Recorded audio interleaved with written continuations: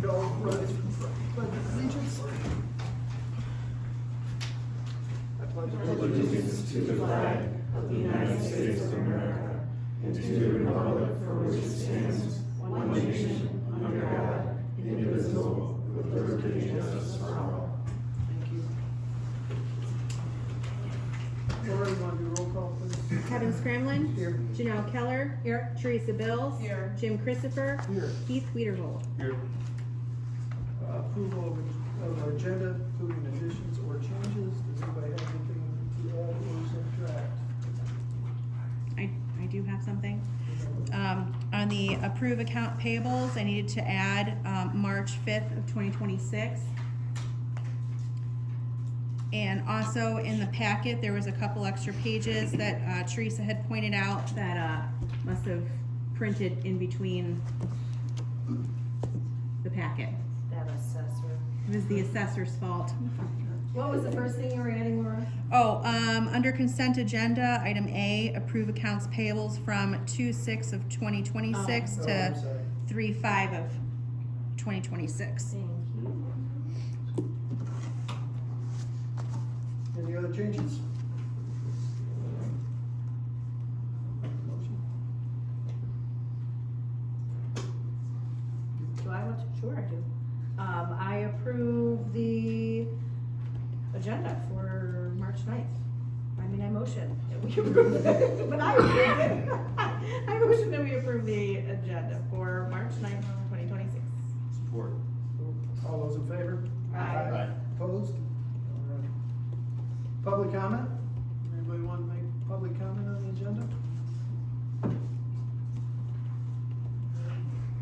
Oh, do you want me to make my little, oh. She got some, I got some, I know she does. Oh, all right, Melissa Ford, 578 Greenville Road.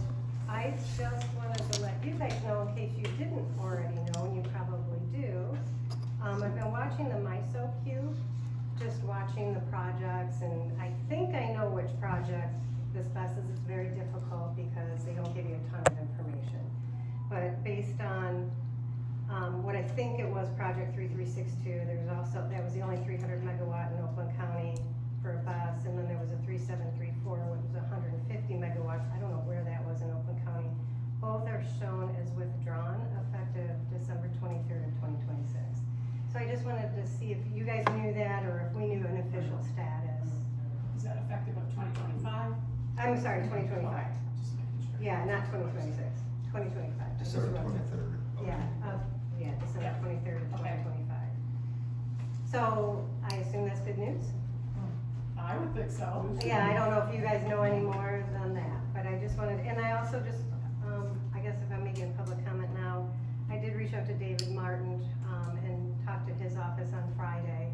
He absolutely does not intend to vote for overriding local township authority on zoning regulations for building. He's on the same page as we are. So that was good news as well. So anyhow, that's all I had to add. Thank you. Thank you. Gary? Follow up.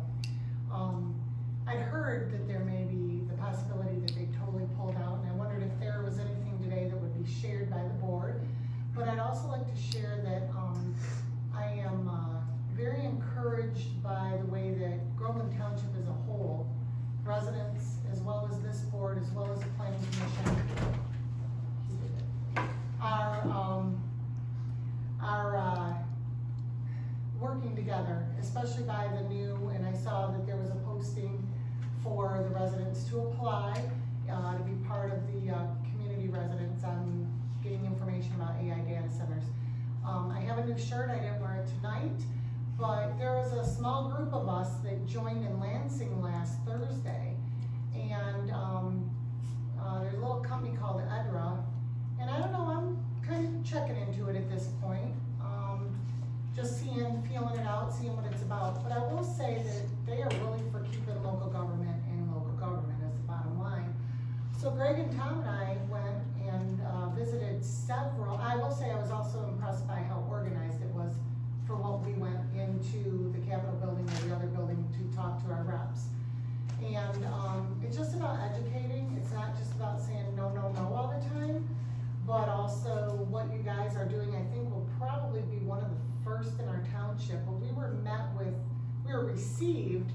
quite favorably. Unfortunately, they were in session, but everybody who was in their offices, all of those young people in the next generation working, they shared a lot of what the rep was for and not for, and had a lot of open dialogue. So I would encourage the residents of Groveland Township, and anybody else who may or may not be listening ever, to really connect with your representatives, connect across the aisles. This is a nonpartisan issue. I guessed that a year and a half ago, but it really is. It's really about just making sure if AI is coming, how can we be safe, help to be whatever, but you guys need, you know what our local government needs, and we need to support you in across ways. So that's all I had to say. Thanks. Thank you. Thanks, Terry. Anyone else? All right, I will close public comment then. Thank you. Janelle, consent agenda? So all of our accounts payables are in there. I will be in our new business going through the revenue and expenditure report just in a little bit more detail, highlighting a couple of things, but just because this is our last meeting, for our fiscal year. Other than that, we have the treasurer's investment report in there. Laura and I lied, it is not in there. We should have removed that. That, I'm sorry, that's not available this month, but suffice to say, not much has changed. The MAMC Member Education Day is coming up in April. There's a little bit of information in here so you can check it out. An estimate for cost for Laura and I to attend this. It's just a one-day event, but it does start early in the morning. So we usually do this once or twice a year for this particular event. And then the last thing here is the closed session minute that all minutes of the board members have received, and so has the fire chief. So unless you have any comments in there or anything that we need to pull out at this time, I would motion that we approve the consent agenda for March 9th with the treasurer's investment report removed. I'll support. We'll call that, please, Laura. Kevin Scramlin, Yes. Janelle Keller, Yes. Teresa Bills, Yes. Jim Christopher, Yes. Keith Weiderhold. Yes. All right, presentations.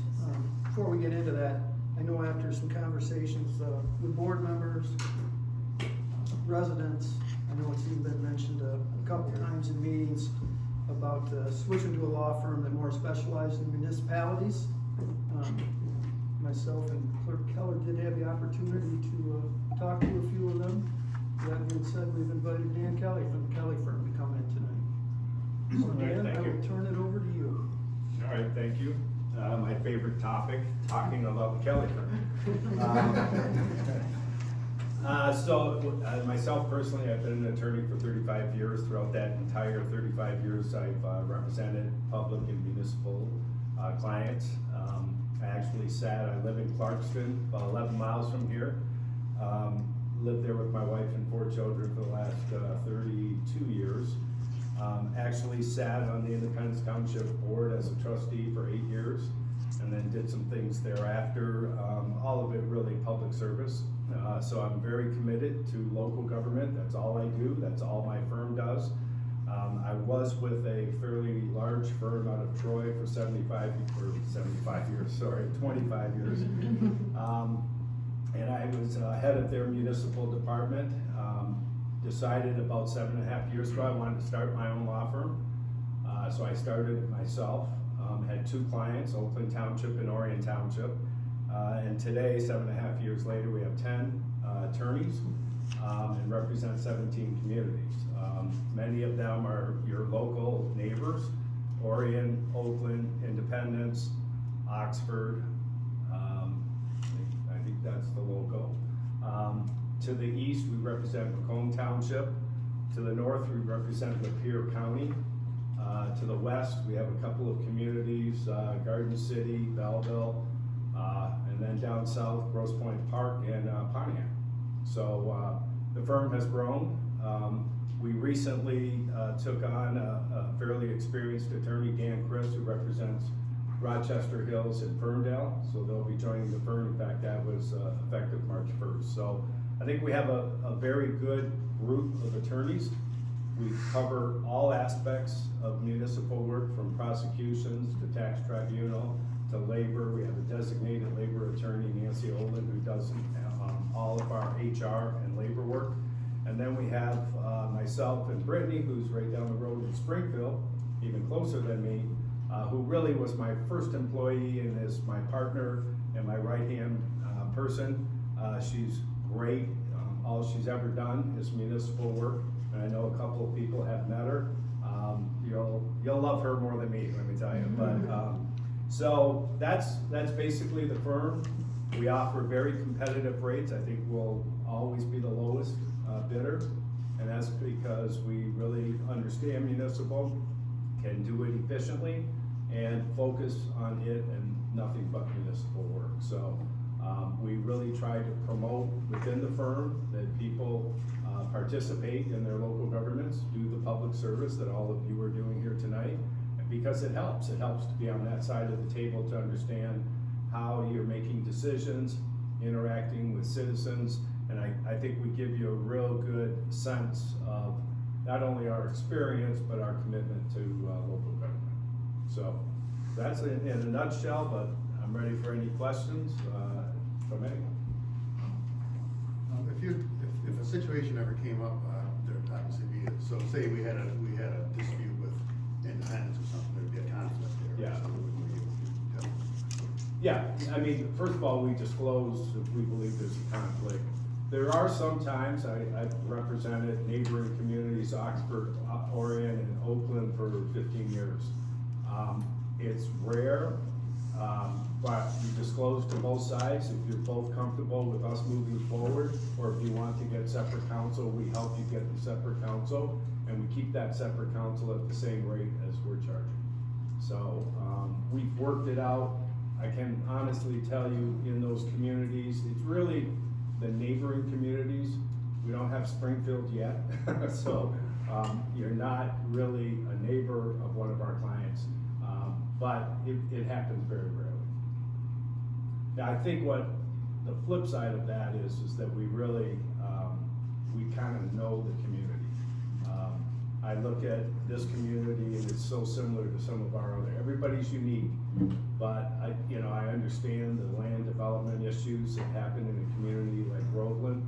I can't say I know everything about Groveland, but I just feel at home in communities like this because I've been representing them for, seems like forever. If we went to battle with an energy company or somebody, you got some savage litigators? Yes.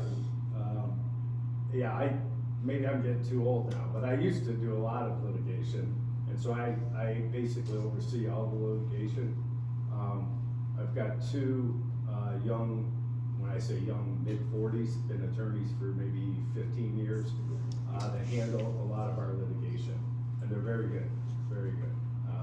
I'll get them up here to meet with you, but I've done, and my firm has done, some very significant pieces of litigation for pretty much all of the communities.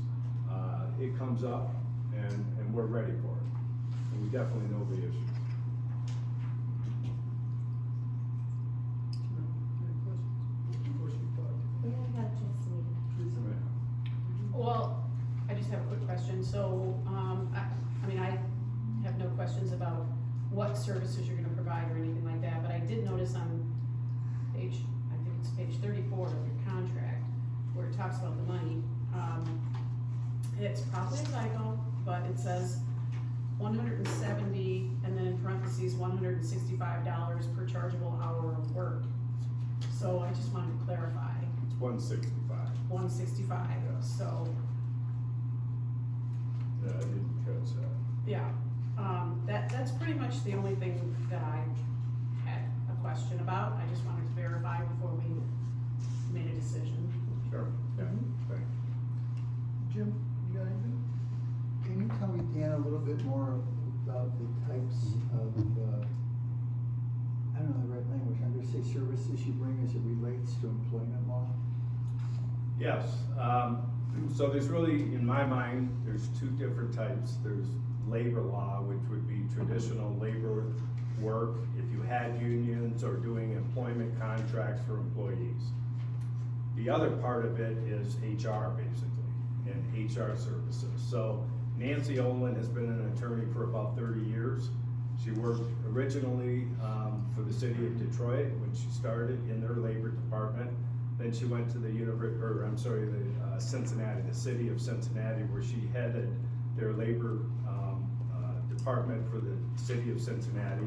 She then was recruited to come back here to the Detroit Medical Center, where she was at for about 3 years, really didn't like it. They were going through a downturn, so she did all of the firing, and that's when I picked her up. So she's been with me about 5 years. She's just, if you have a quick question about, you know, Family Medical Leave Act, or a discrimination claim, or you have an employee who's retiring, she knows all of that. And I lump all of that together as kind of HR legal, but HR. So she's a great resource, even though I have a lot of communities that actually have an HR officer, but they rely upon Nancy repeatedly for just a little assistance or guidance. And if you get yourself into a position where you have to terminate an employee, she's very good at that, been doing it for 30 years, unfortunately. No, that's helpful. Okay, Thank sure. Anybody got anything else? You? I had the opportunity to talk to Dan a couple of times. I just want everybody to know, I did not take this lightly. I mean, Willer's firm has been in this township for probably 30 years or better. I didn't go back and look, but it's been a long time, and I know they've always done what they thought was best for the township. But change is hard, but times change, and I do think it's time to go to a municipal law firm, and I think Kelly's law firm will help move us forward. So, I'll make a motion. I motion that we retain Will Hostler as our attorney to complete any in-progress projects, and that we hire the Kelly firm to handle our legal representation moving forward for any new business, approving the proposal presented today. I'll support that. Lori, on a roll call, please. Janelle Keller, Yes. Teresa Bills, Yes. Jim Christopher, Yes. Keith Wiederhold, Yes. Kevin Scramlin. Yes. Thank you very much. Thank Look you. forward to the opportunity. Thank you, Dan. Okay. Thank you. And, before we voted, I probably would have said, I appreciate you giving us the other two No, good one. complete proposals so that we could compare, and, it was obvious to me that the Kelly firm was the best choice. I think so too. I'm looking forward to it. Hey, Kevin, Yes, sir. the motion you just made, instead of Will Hostler, it should probably be the firm he represents. WWRP. Oh, yeah, you're right, Dan, we probably should. Well, Well, I don't know. I mean, I think if we had to move to another attorney within WWRP, we might as well move to Dan. Yeah. The biggest thing is the KOA. I just meant is the. I know what you mean. Okay, I'm totally thrilled. I don't know. What do you think? How about just saying Will Hostler of the firm, Yeah. WWRP? I don't know how correct we have to be. Yeah. Right. No, I do know what you're saying, but I also think if we Yeah. had to shift attorneys within WWRP, we would We're probably going with just Dan. Oh, change entirely, right? You know what I mean? Yeah. Right. And I'll definitely reach out to them. You know, usually it's very professional and smooth. Sure. And I know that firm, they're actually a very good firm, Williams and Williams. Yeah. Will has been very pleasant. He's been very pleasant to work with. Yes, he is, no doubt. This is exciting. Yeah, I'm excited as well. Thank you, Dan. Thank you. All right, we have no public hearing, we have no unfinished business, new business. Township and Fire Board meeting minutes. Do you have any corrections?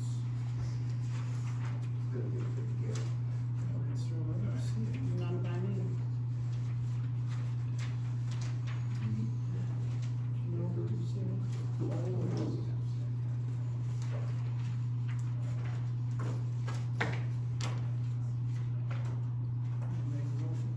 I'll make a motion that we approve the February 9th, 2026 Township and Fire Board meeting minutes. Support. All those in favor? Aye. Opposed? Discuss. Good job, Laura. Good job. Did you ever see that movie? Will? I think you should be employee of the month. There you go, put your name on the sign. I'll take April. Discuss revenue and expense reports for the general fire and building funds. Okay, so, this is not in the packet, this is what I had handed out, if anyone would like to look along, this is the revenue and expense report for the entire fiscal year up to this point. And there are 3 of them over there, so there's 101, 249, and 206. And the reason that I have pulled them out to go through a little bit more today is because this is the last meeting of the year, the fiscal year. So I wanted to just make sure everybody was kind of looking at the same thing. So I'm looking at 101 first here. So if you look at the top, you'll see over upper left, Fund 101. Excuse me, if you flip the page to the top of page 2, it shows you what we expected to come in. And then if you look to the year-to-date, that second column, it shows what actually has come in, just so you get an idea of where we're at. So about 63% of what we had or have expected. And that can vary. Over on the right here, what you're looking for, you'll kind of see those black lines that separate each department out. Underneath each of those black lines is a number, and that reflects how much of the budget that we allocated for the year. What we don't really want to see is anything over 100%. So we're looking at those numbers that are close to 100. If you look on page 3, you're going to see Department 260 for expenditures. You can see that we underestimated what we were going to spend on office supplies, but for that entire department, again, if you look under that black line, you see that we're still only at about 70% of what we projected to actually spend.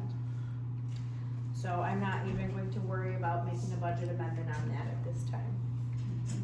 Again, feel free to look at those numbers. When you get to page 4, the budget amendments are gonna come along with page 4 primarily. So, under, what department is this? It's coming from the page prior, from page 3, attorney and consultants. So this is between our attorney fees and our planning consultants. A lot of those attorney fees have been for the issue with Drake and KOA. Planning consultants, this ended up just being more than what we expected for master plan and different board meetings. So, Laura, if you can keep up here, I did not type these out. For both of those 2 areas, for both planning consultant and attorney, I am going to recommend that we take out $5,000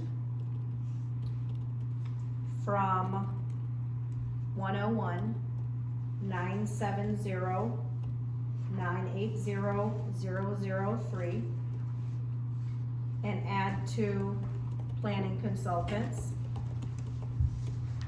I'm also going to recommend that we move from that same 101 970 980 003 another $5,000 to go into the attorney line. That line that I'm recommending we remove it from is on page 5, about 3/4 of the way down. You're gonna see Tech Park. We had some development money flagged for that and did not use it. So we have quite a bit of money there that's waiting for us to use it elsewhere.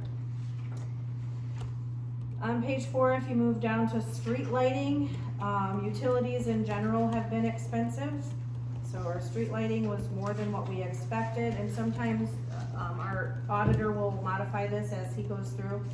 But I'm going to recommend that we move from that same line item, the Tech Park, $3,500 into utilities and streetlights. Again, if you flip to page 5, we projected we would be spending around 2,000 and we spent $2,200 or $2,230. So I would recommend that we move $500 again out of the tech park and into ZBA, the salary of zoning board of appeals.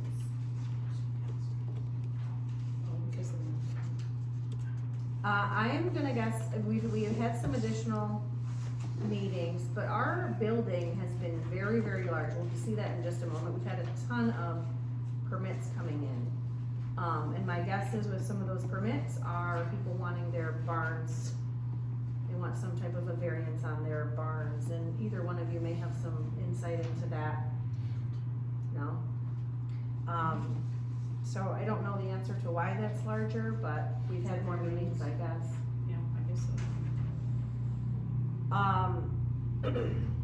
so. So my motion is that we would make those budget amendments to Fund 101 as I indicated. Support. We'll call it up when you're ready.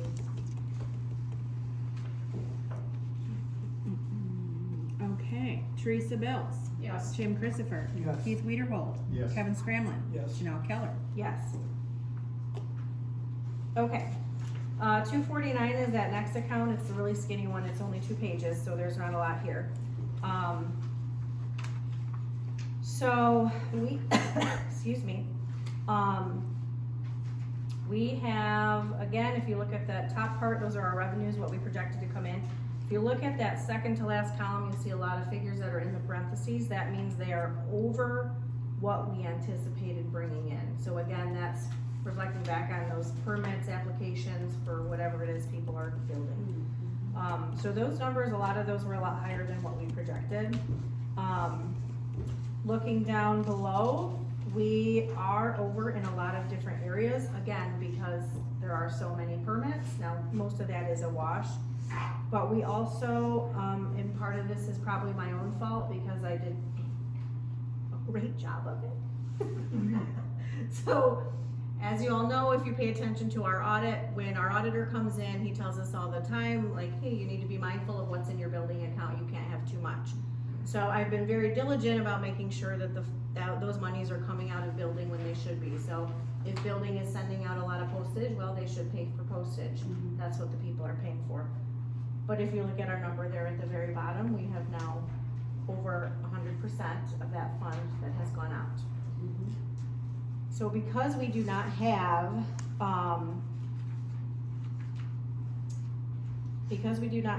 the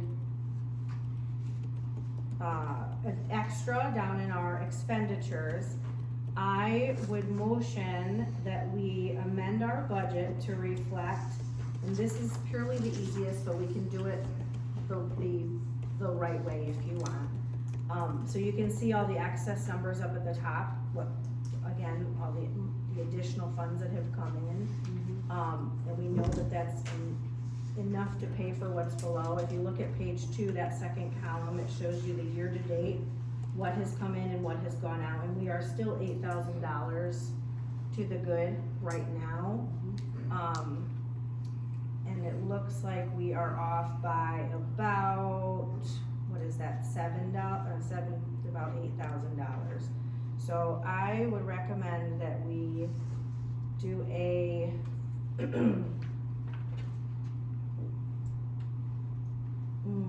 that gonna work for me? Amend our miscellaneous line. That's not gonna work.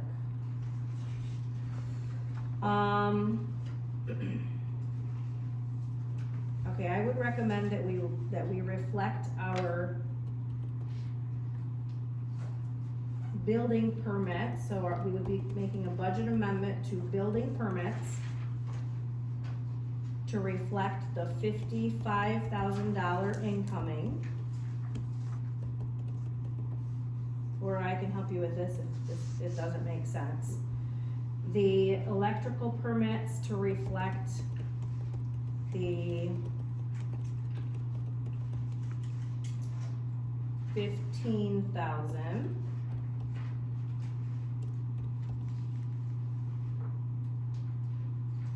So that's gonna be incoming, that would be amending those numbers up above. And then we're gonna carry that $14,000. And for the sake of making this easy, it will keep it all within our expenditures and all within that, Department 000 that is shown there. Bring that $9,000 and put it into our,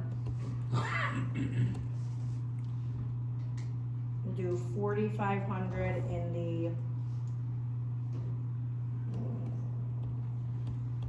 electrical inspector.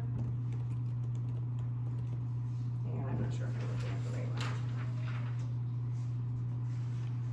4,500 in the electrical inspector, and 4,500 in the building inspector. And that should even it out for us in the 249. Did you all follow that? Nope. You said change the first columns. Yes, so basically it's just gonna reflect that we are expecting more income, so we can expect more outgoing. Well, then I can wrap that up into a motion. Okay, I would motion that we amend our building permit revenue fund to reflect 55,000.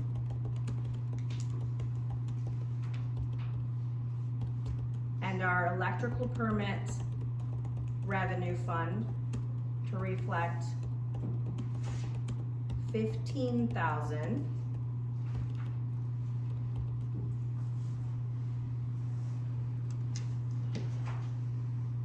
That we reflect our expenditures in building inspector to be 4,500, or I'm sorry, additional 4,500, so that would be 19,500.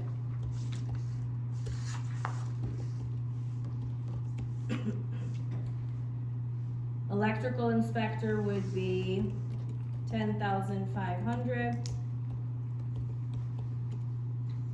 And then we'll do the plumbing inspector will reflect, where am I at? I have 6,000 more. We'll do plumbing inspector, 7,000, and heating inspector, 10,000. You said 10,000? Yes. So what we would be moving is 4,500 into building inspector, 4,500 into electrical, 3,000 into plumbing, and 3,000 into heating. And then that would balance it out from your revenues and expenses. Did I miscalculate? No, but what about those other two numbers that are in the negatives up there? The social security taxes and the audit and legal. So this should balance out below at that 105.53, so that's the number that went under the line is what I'm trying to fix. Gotcha. It may not fix everything in there, but it'll Okay. get us a lot closer to that like idealized budget. Okay, so we're. But it is something we do need to figure out for next year. We may have to look at it again, just because we do have, multiple people out of that building that in the past we didn't always have. So we may have to, look back at that social security amount and see what we're looking at there down the road. Because we had so many more building inspections that Yes. we had Yeah. anticipated. Okay. I understand it then. I will support that motion. Thank you. Laura?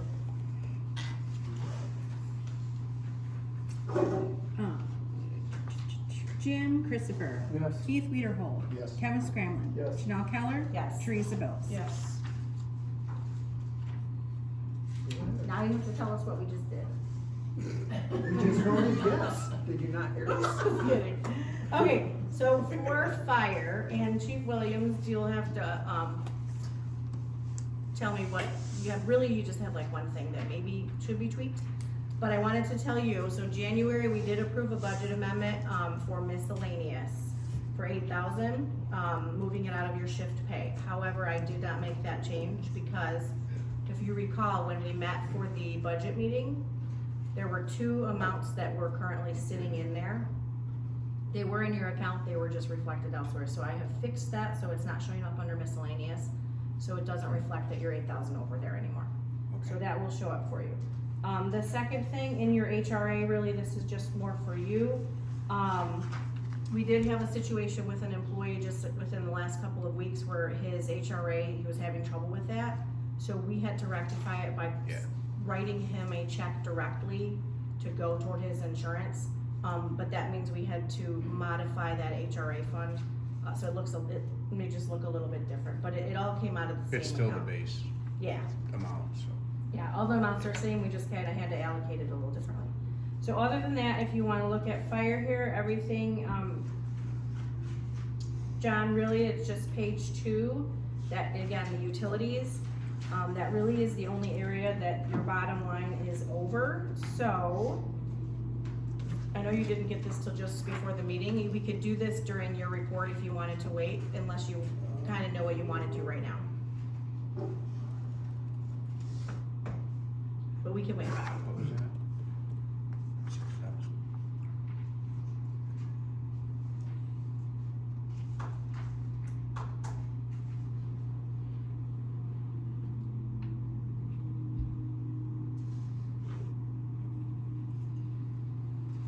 And certainly Yeah, if any. let's wait, cause I gotta I was take just it gonna from a say, couple no places. rush, take a minute, no big deal. No big So deal. we'll just do that, when you give your report.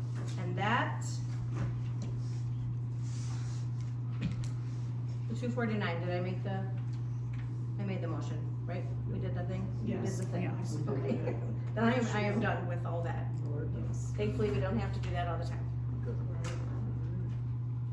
D, discuss adopting MTA principle of governance.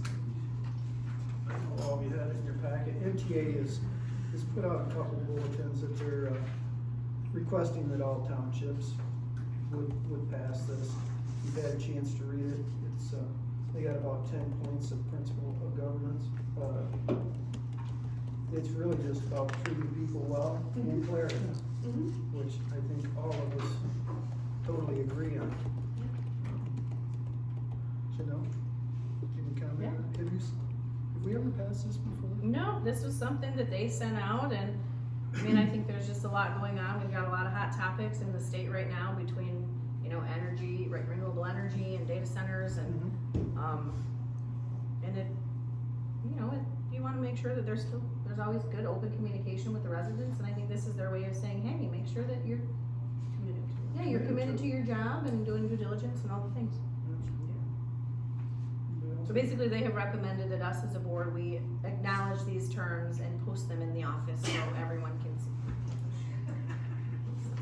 Anybody has anything else? No? Yeah, so.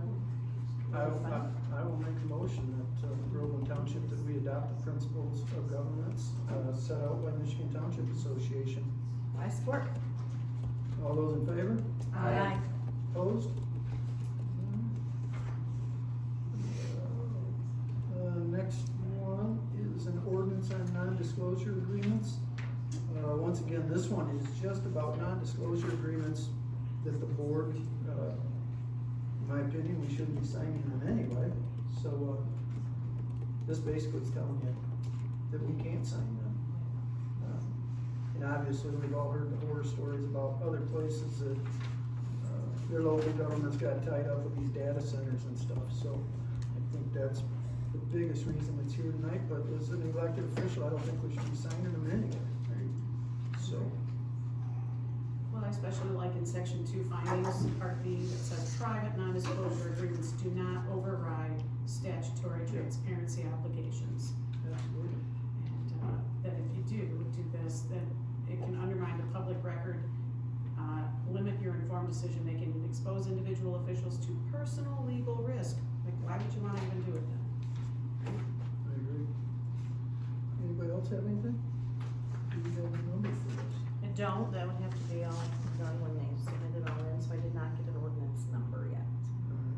If that bothers you, we can bring it back, but if you trust me to properly number it. I trust you with the motion. Just need to make a motion? Okay, I, And the motion, ordinance. okay. I motion that we approve the Groveland Township, disclosure ordinance as presented with the proper numbers added. Second. All those in favor? Aye. Opposed? Brandon Township fireworks. So, I will give you a little bit of history if you haven't read the letter. There was no fireworks in Brandon last year, which I think was actually caused because they were redoing the school parking lot, so they didn't have any parking. So as you go back, the DDA had always put on the fireworks, I shouldn't say always, but for a number of years they had. So for whatever reason, I don't know the reason, the DDA is not doing it this year, so, Brandon Township themselves have stepped up to do it. So they're asking us for $4,000. Their thought on that was, in the past, we gave them $2,000 a year. We didn't give them $2,000 last year. So they're asking for the 2 from last year, the 2 from this year is how they came up with $4. I can tell you, they gotta come up with about $25,000 for the fireworks. So I know their board has allocated $4,000 already, Who's board? Brandon Townships. So this is coming from the Parks and Rec? Correct. Okay. I'm saying their township board has allocated $4,000 for it. Okay. They're asking us for $4,000. I know it did pass through Oakland County Finance Committee the other morning for $5,000, but it has not been approved by the Board of Commissioners yet, because it hasn't been. Basically, that's it in a nutshell. They're asking for $4,000. What do you think we should do? What do I think we should do? I mean, hey, it stunk that there was no fireworks for everybody last year. I mean, they are correct. We would've gave them 2,000 last year. And we probably would've gave them 2,000 this year. I think if the $4,000 helps them get going again, it is the 250th year of our country. I think it'd be great to have fireworks back. And the concern there that we don't wanna set a precedent that it's gonna be 4,000 a year. You know, and I've thought about that too, Keith. I gotta be honest with you. I think we'll worry about that when it comes. I mean, really, Does Holly do them? Howie does do them. They have their own fireworks? Yep, Have they asked us for any money? they never have. I was more looking at, okay, so if Holly approached us too, then what? That was just my only thought. Right. Once again, I worry about that when it happens. I mean, they never have. And I can't remember when Brandon started asking us, cause we didn't always, do you remember, Jim? Did we, No, like, we've only been asked a couple of different times. I So we don't should get- remember. Where does it come from in our budget? We would have to determine that. Where did it come from before though?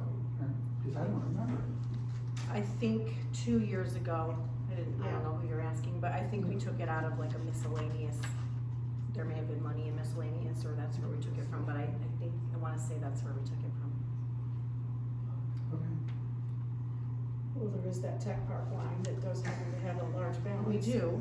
But, I agree with you, Keith, it's like, they shouldn't be asking us for 4,000 a year. I agree with you, but that's not what they're asking us for. They're asking us for $4,000 this year. They're asking for 4,000 this year. Yeah. Do we have confirmation Oakland County won't be coming back for fireworks? They haven't put anything out to us that they won't.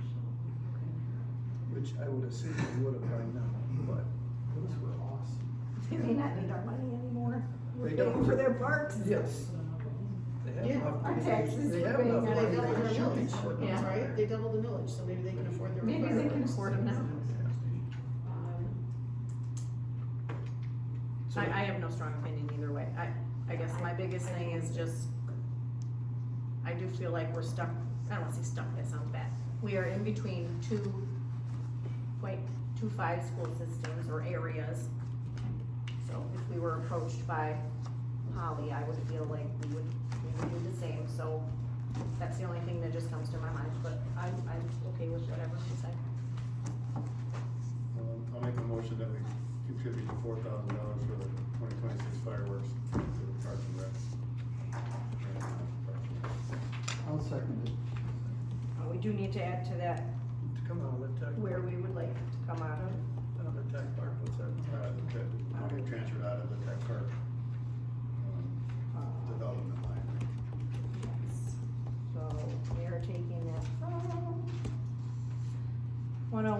970-980-0003.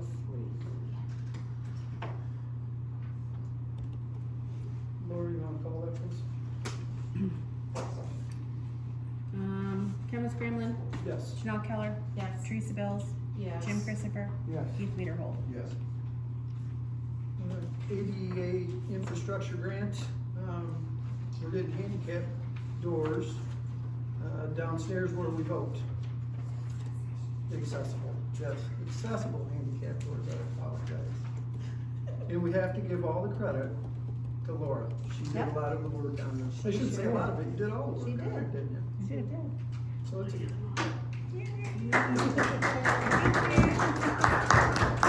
She did a great job. Yes, she Yeah, did. it's gonna be a good thing.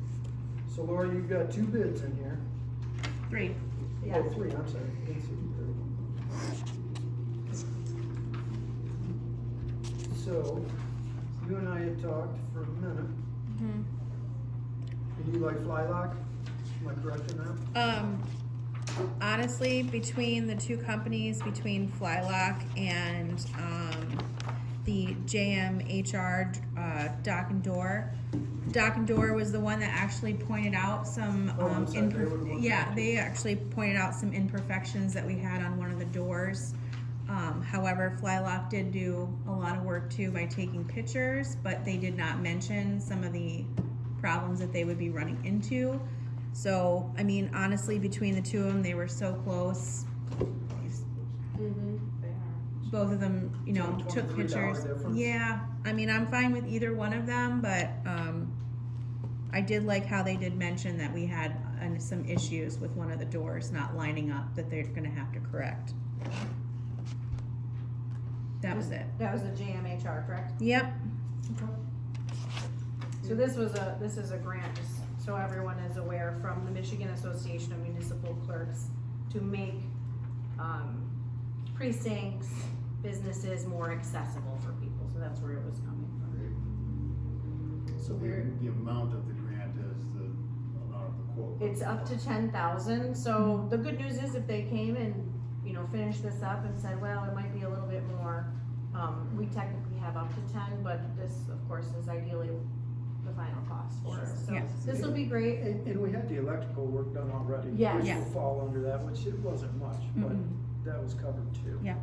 Is this front door ADA Yeah. compliant? That one does have a button already, yeah, so this would be great for downstairs, and the reason we're doing it downstairs is for early voting and elections.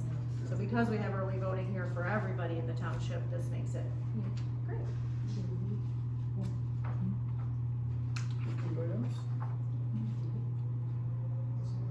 Do you wanna make a I suggestion? was just gonna say, no, this, I mean, honestly, Laura did the call, she met with the people, Yeah, absolutely. and I trust her judgment, I would motion that we go with JMHR, and they were the ones that gave the best feedback and worked with her, they actually came out, it was Door Pro that did not, correct? Correct. Yeah, they didn't even come to the township, so I kinda don't feel comfortable, I know it was a couple $100 cheaper, but they haven't actually even been on site. Sure. So I would motion that we approve the estimate for JMHR for a total of $64.85. I'll second it. Go Thank ahead, you. Laura, call it out. Keith Leaderhold, Yes. Kevin Scramlin, Yes. Janelle Keller, Yes. Teresa Bills, Yes. Jim Christopher. Yes. Thank you. That was, Thank you. that was a long time. Yeah. Well Yeah. done. Yeah. Good girl. Yeah. Discuss educational merit increase. I know last year at the budget meeting, we talked about this, and we tried to come up with something to really no avail. I know after many conversations you guys had with the HR and everything else, we were struggling, but Teresa, Keith, I know you guys had talked about it. We did, we dug into it and, talked to some people and did some research on it, and, I talked to 4 people I know in different municipalities that they've all looked at the same thing, but the consensus is, in a municipal situation, there isn't we don't have a product that we produced. We don't have this as far as incentives go. You know, educational merit increases is ongoing education is required for jobs. But as far as, quantifying how to give someone an increase, how to justify an increase, like, last year, everybody got they got a lump sum, and depending on their level of salary, they were between 13 and 17%. And then this year, they got 10%. So I feel like we've already done a lot for our ladies in the office. But I'm not sure how to establish a program that, a policy to have a merit-based increase. It's not something that, because it's public money, it's not something that really makes sense. And I don't know that it's reasonable to do that. The way that we've done it previously, I know there's not a policy on that, but as far as establishing a policy, I don't know how we would even do that. Did you talk to MTA? I didn't talk to MTA, but. Okay, so who did, I know you said I you spoke talked to. to Rick Dodge, he's a trustee in Elmont Township, Mike Lesich, who's the mayor of Fraser, Matt Gibb, who was Patterson's right-hand man when he was still in office in Oakland County, and Jason Rumble. So they were just recently dealing with the same subject. Okay, and I spoke with, Dana over at Brandon Township, and I spoke with Joe Ferrari, who's been the treasurer and on the board at Oxford Township for over 30 years. And it basically was, it's too muddy, it's not clean, it's very difficult to, make it something equitable so that everybody could attain the same, opportunity, just because, it is just, part of the things that they said was, well, one of the things you have to do to keep your job is to keep current on best practices, and also, what, is going on in the, in your discipline, so to speak, right? So, and then I think Dana, so she must reflect what, Jason Rumble said, was, we take that into consideration with salary increases. And so, as much as, I felt like we could, it is just, everywhere we looked and people we spoke to, it was just too confusing, and I believe even our ECTO HR was like, there's no clean way to do it. So with, that being the case, Keith and I talked about it, and we're not comfortable presenting anything because it's difficult to defend. And we don't wanna set the township board up for something that is gonna be troublesome for us to implement, and difficult for the employees to even understand how they might qualify. So, unfortunately, I believe it's a dead end. Would you agree? Yes. Janelle, not to pick on you, but you did talk to Ecto, didn't you? Back when- Ecto did say, yeah, so I actually spoke with them originally about a number of things. This was when, the Earned Sick Time Act, when it first kinda came about. And I had just asked them in general if they were familiar with anything, and she actually took it to her team. She did come back to me and she did say that wasn't something that A, they were familiar with, or B, they would recommend. But that's been months.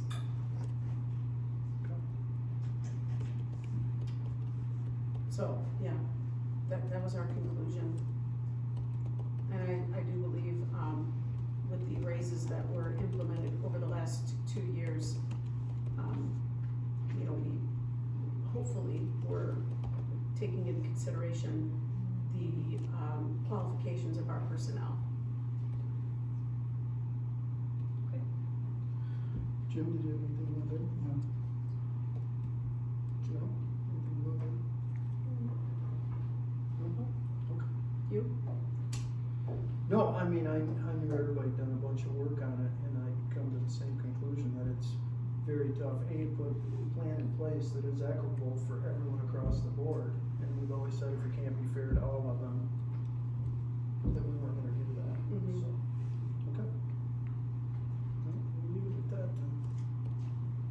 master plan meeting. So all of you should have an email, or a copy of the email. So I had reached back out to Wade Trim. Well, Teresa and Janelle, we'd actually talked to him too. I don't think everybody was really happy with the results from the master plan workshop. So we had reached out to them to see, basically, I shouldn't say to rectify it, but to see what else we can do. I know the planning commission would like some more information. Keith, I'll turn it over to you in a minute. But anyway, there's 4 options on here. The top 2 would cost us no money, the bottom 2 would cost us some money. But Keith, go ahead and you kind of tell what the planning commission was A asking. lot of you were there at the meeting, planning commission meeting, but there was, some concern that, we didn't have enough input from the community, with the forum that we had, and it was requested that we reach out to the community again, through a survey, probably an online survey. I know Kevin, you mentioned have people come in and put sticky notes on a map here in the office. And, but the board as a whole didn't feel that they had enough information to move forward with creating a plan. Particularly in the commercial areas, there was a lot of pushback on commercial areas in the forum, at least like in the group that I was in, and some of the others that were represented. That we really need to nail that piece of it down. Like as far as where we could put commercial development, what that could be, what limitations might be, and just to zone those areas accordingly. Yeah, so excuse me, option 1 is to put the boards here in the boardroom. The other thing we kind of talked about was doing a survey. I did talk to Caitlin again today. I mean, if we did a survey on SurveyMonkey, and if we did the survey, obviously we'd have all the results and everything that they would include them to the planning commission, obviously. The other part of that is, I asked her about some parts of the meeting. I said, well, did you get to everything? It seems as though the commercial, getting some clarity on the commercial for the planning commission.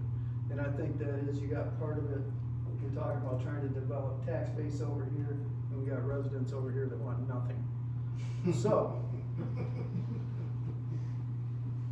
we need to try to get some clarity on Dixie Highway, I guess is what I'm saying.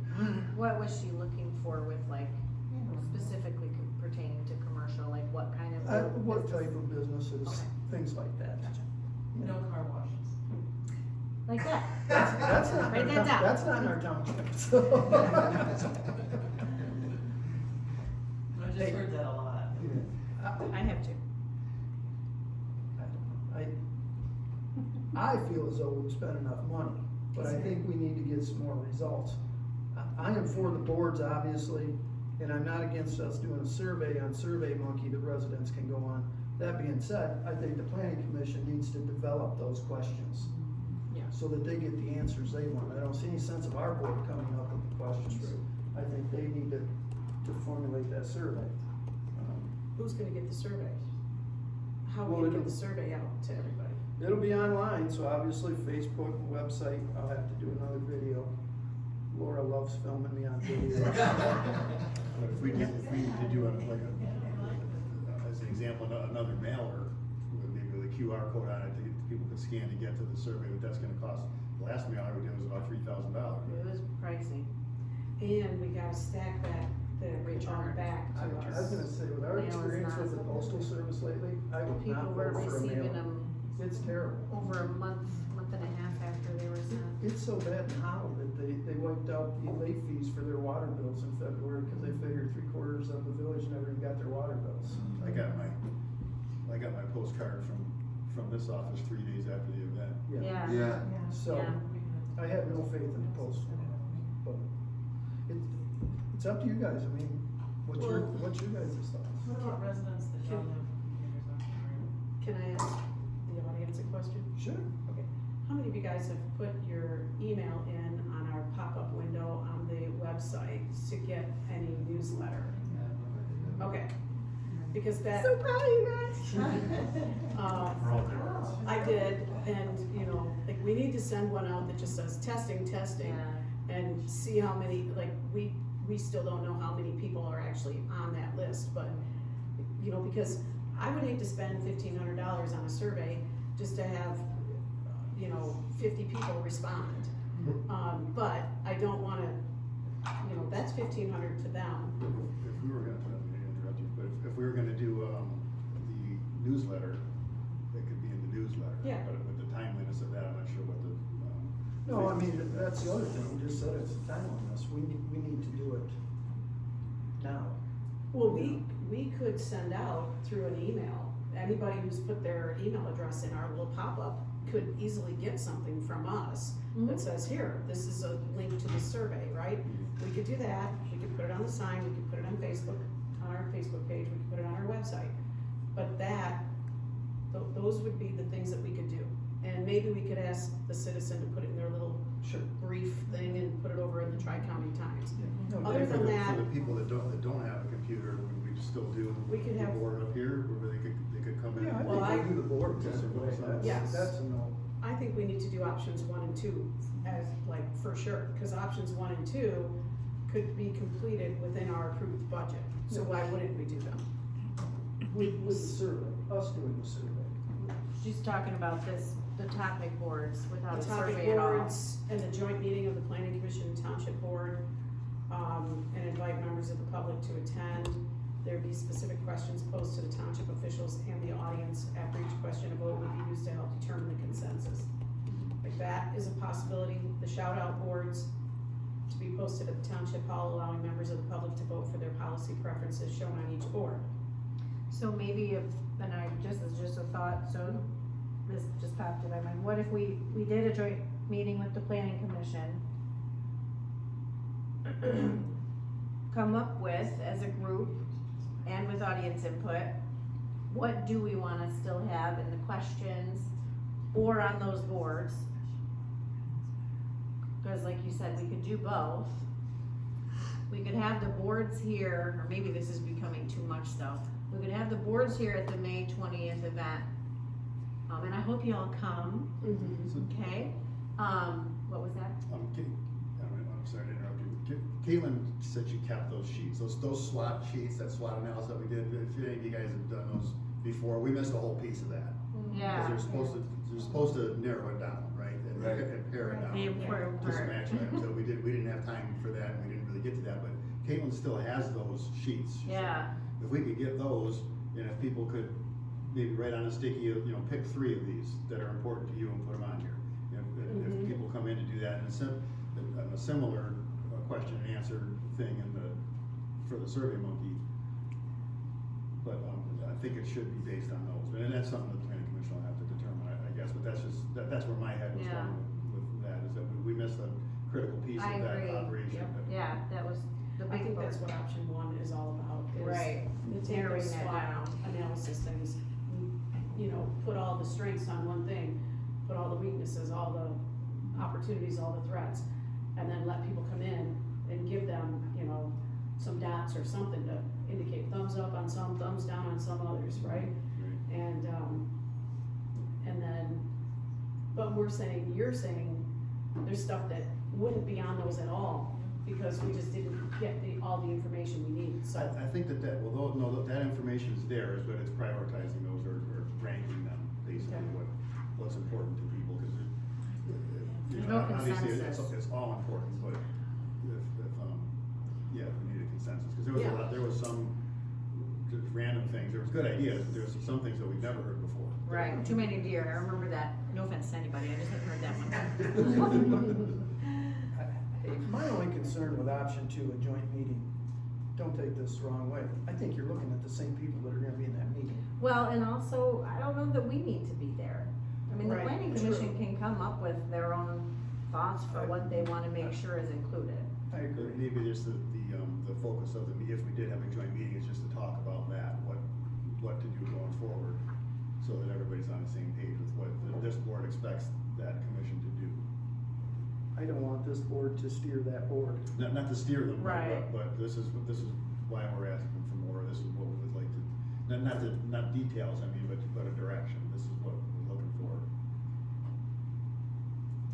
So are we thinking you wanna do an online survey or scrap the online survey? I'm just going by what the planning commission asked for. Right, and Mike Donnellan made a good point when he recommended that, because some people are not, they're not extroverts. They feel more comfortable doing it on their computer than coming in a group of people and talking about things that are sticky stuff. So we might reach some people that we wouldn't have reached otherwise. So, may I suggest that at the next planning commission meeting, that maybe you come up with, a 5-question survey? We could create that, could we create that and send it out in an email blast, the first ever email blast from Groveland Township, right? And then we'll put it on the sign, we'll try to reach as many people as we can reach, and then they'll respond, and we would gather the information. That wouldn't cost us the $1,500. We would just have the information, and then if it's possible that we could add it to those posters that the planners will give us in some way, shape, or form, and then we could maybe have that at the May 20th, event, where people could then put their top 3, or, would that be something that, So, you know? I was kinda thinking that same thing, Teresa, is Well, I think tying it into May 20 is a good day. I mean, Yeah, we had a great yeah. turnout last year. let the planning commission kind of fix, like, they can navigate the, whatever you wanna do on the wall, and then even come up with what questions do you want in the survey. It can be more than 5. Sure. But I think the biggest thing for us to decide is, cause the PC can kinda take some direction with that. Yeah. But I think for us, we need to determine, do we wanna pay for the traditional survey or the interactive survey? Cause that's what we do have to decide at the end of the day, that's our role, do we wanna spend the extra money? Right, well, and along with that is not just that money, but how is that going to reach more people than what we can reach? Yeah, I don't know that it would. I don't think it will. It won't. Short of us doing a whole other, township-wide mailing. Yeah, which, you need to get them in the mail now, if you're gonna get people at May 20th. And we can't guarantee they all get them, so, yeah, I mean, what do you think? What do you think of that plan? Do we need Yeah. to make a motion to not accept it? If we're not accepting it? no, if we're not doing anything with money, we can just put it back on the planning commission to We meet determine next week, and I can relay that. boards and survey questions or components. And then you'll take it back to planning commission? Yep. But yeah, no, I think tying it into May 20th would be good. Very good. All right, dust control, road commission. So if you flip to the back. If, just to boil it down, if we do the blanket program, which we've always done in the past, 4 applications is $67,830. 5 applications, $84,787. I know last year we didn't do, or voted originally to do 4, and then we added the 5th one. I think the fifth one is important, it's not that big of a savings, but it's Yeah, for the quality of. well, after 2 weeks I've had anything that will control the roads, I am all for. And I hate chloride. And I did talk to Barry, he does wanna do the gravel pit entrance, so we will have to figure that in for. That's my thoughts, anybody else? I would motion that we participate in the 2026 chloride program, with 5 applications. I will support that. Laura?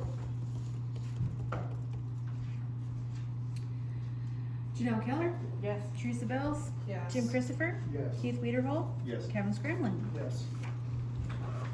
Tri-party money is much the same, we have used this for quite a few years now for re-graveling the roads. We still have this year and next year, 3 miles of gravel coming from levy in that agreement. we obviously have roads that need gravel, so I don't see any reason why we wouldn't do what we've done in the past, unless somebody else has some ideas. I make a motion that we use our 2026 tri-party money, for the spreading of gravel on 3 miles of road. I'll second that.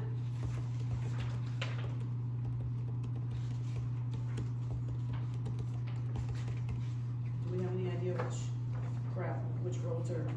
I talked to Chris about it the other day, he was supposed to be getting his list around. Okay. Where we're going, so, go ahead. Teresa Bills, Yes. Jim Christopher. Yes. Keith Weiderhold, Yes. Kevin Scramlin, Yes. Cheryl Keller. Yes. All right, newspaper ed, Janelle, you wanna take this since you talked to him? Sure. This actually is we participated in this every year, we've done the full page, but because it was over $1,000, I need you to check this out with me. It's a really nice newspaper that they send to Oxford, Clarkston, Lake Orion, and the Citizen here. This is the article, it's already written up, they're planning on running something, but we're waiting for us. The picture they would use, they have the nice little, photo of all the different recreational things that you can do here in Groveland, and then the picture that we took last year with, the fire chief and all of us out back, they were going to include as well. So it's that same article, I don't know if you remember the article or not, but, that was their plan. So I think we should do the full page. It's really nice. I can't say I love the picture of myself. You didn't talk him into taking a And picture. you know what? I asked him twice, are you coming for a new picture? He's like, well, just use the old one. So anyway, it's a full page, that would be my recommendation, but if you would prefer not to spend that much and just do the half page or nothing, then that's okay too. But it is a really nice one that they put together, and it just talks about what we did the previous year. Sure. So if you wanna read it, if you wanna see what they've kinda drafted, I do have it here. It's a summary of what we did over the past 12 Yeah, months. so I mean, it talks about the entire program, the Inside Out program that's coming here this summer, our first community event day, the master plan visioning workshop, just future development of the tech park. He asked me if I wanted to include the finalization of the, fire station, and I said, I think that's gonna have to be next year. Unfortunately. That didn't happen in 2025, so that one, it'll make it next year, maybe we can get a fire truck picture on it, or the fire department or something. Anyway, so my motion would be, unless anybody has anything else to say, that we do the full page for $1,389, to be published in all 4 papers. Did we budget for this? Is this coming out of a specific thing that we've already got budgeted? Let me see what we have in here. It usually comes out of our, let me find it, page. Let's see where we're at. It would come out of our publications, so we are over in that area, but we are by far below our projections. We're at 75% of that entire budget and only have 2 weeks left to spend it, so there should be plenty of money there. I'll second. Laura? Jim Christopher, Yes. Keith Weiderhold, Yes. Kevin Scramlin, Yes. Cheryl Keller, Yes. Teresa Bills. Yes.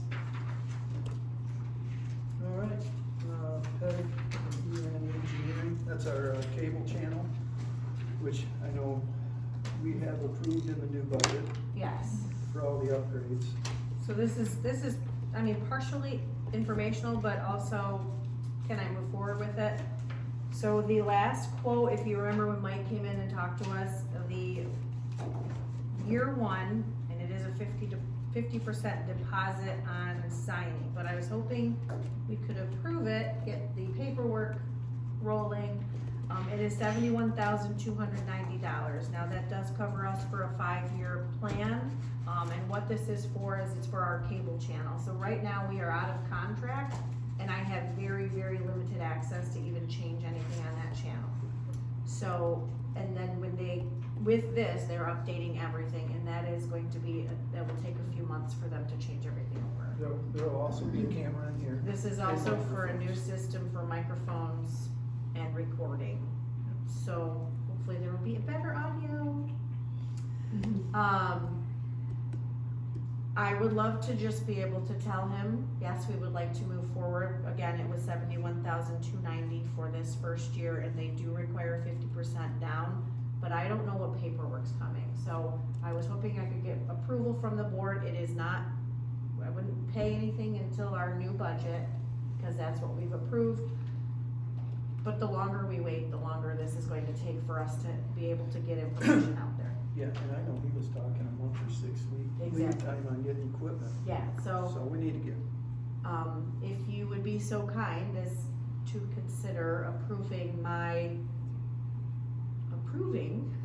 the $71,290 to be paid after April 1st, but with our commitment that we would like to move forward with this.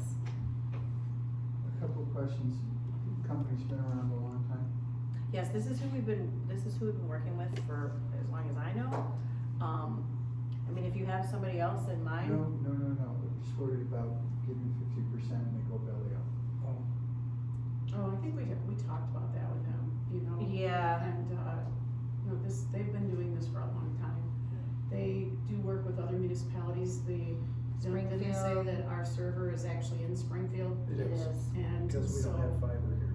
Yeah, and, so this is coming out of PEG funds, of which we get about 30,000 a year, and it is supposed to be spent on our cable channel. Yeah, public If you're education. comfortable with it, I'm good. Yeah, so, I mean, without this, we're not really in compliance with those PEG funds. Sure. So, that's a 5-year contract, Correct. and so over those 5 years, we'll be getting 150,000 basically in PEG funds. So, you know, I'm comfortable with moving forward and giving you authorization to go ahead and sign those papers and get the ball rolling, knowing that we're not paying until April, Yeah. and we budgeted for it. Is that motion? I don't know that I need to No, do a it's motion. I Did see a one of us motion? come up with a motion? Did we need to motion, or? Well, we probably, already- We probably Maybe, should. just, yeah, It's all part of probably. our- Okay. Jim seconded it. Did you catch the motion? Yeah, it was crystal clear. Thank you.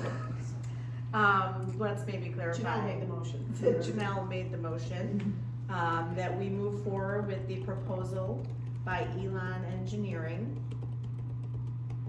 and support the $71,290 year one fee. And we will continue with approval, but will not make any payment until after April 1. Thank you. And just FYI, the years 2, 3, 4, and 5 fees are only like Yeah, it's like $2,000. a couple $1,000 a piece. Yeah, 2,300. Year 5's 2,800. Laura? Keith Weiderhold, Yes. Kevin Scramlin, Yes. Janelle Keller, Yes. Teresa Bells, Yes. Jim Christopher. Yes. Letter in, I think where this stems from, John, is what we talked about, is, the new fire department, geez, Pete's, new fire building, furnishing it, or all the crap we gotta buy to put in it to dumb it down. I think we're just trying to come up with a process to do that. The biggest thing right now is really honestly just for cleanliness. Because right now we have the township funds are what we have allocated for the new station. But right now, we are, and this is not a problem, but it could be, and we wanna make sure this is clean.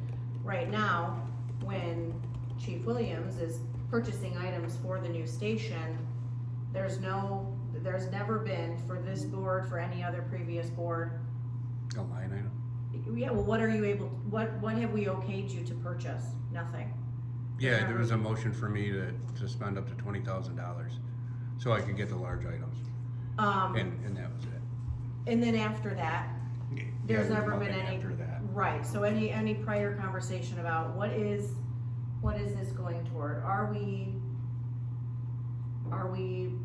buying all brand new everything for inside the building, or is the fire department taking what is at Yeah, it the was current stage. 50-50. I didn't know how much was gonna be left of the 400,000 or that you'd be willing to help. It's kind of, I was trying to work the budget like that, but obviously it's not working out that way, cause all the extra money we went to subsidize the other grants we got, and, the building will be ready for us anyway, so. That's okay, it really It's- is more it's, just, how do we move forward, you know, what is the plan for us? And what's the auditor gonna say when he sees these spending lines? He's gonna wanna know, what is it, what is it, what is it? Right, like why is the fire department, why are, you know, what are they spending on this for, and why is, I think for everybody involved, it would be much easier if we had clarity with what's Absolutely. there and what. 100%.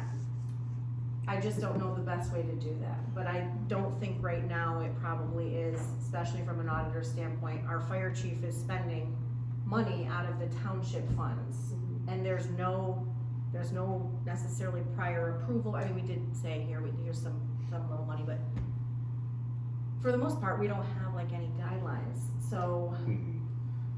Well, the cleanest way to do it is basically John to bring in a list before he buys stuff. And that's true, it would put pauses on some of your purchases, but that would be the cleanest.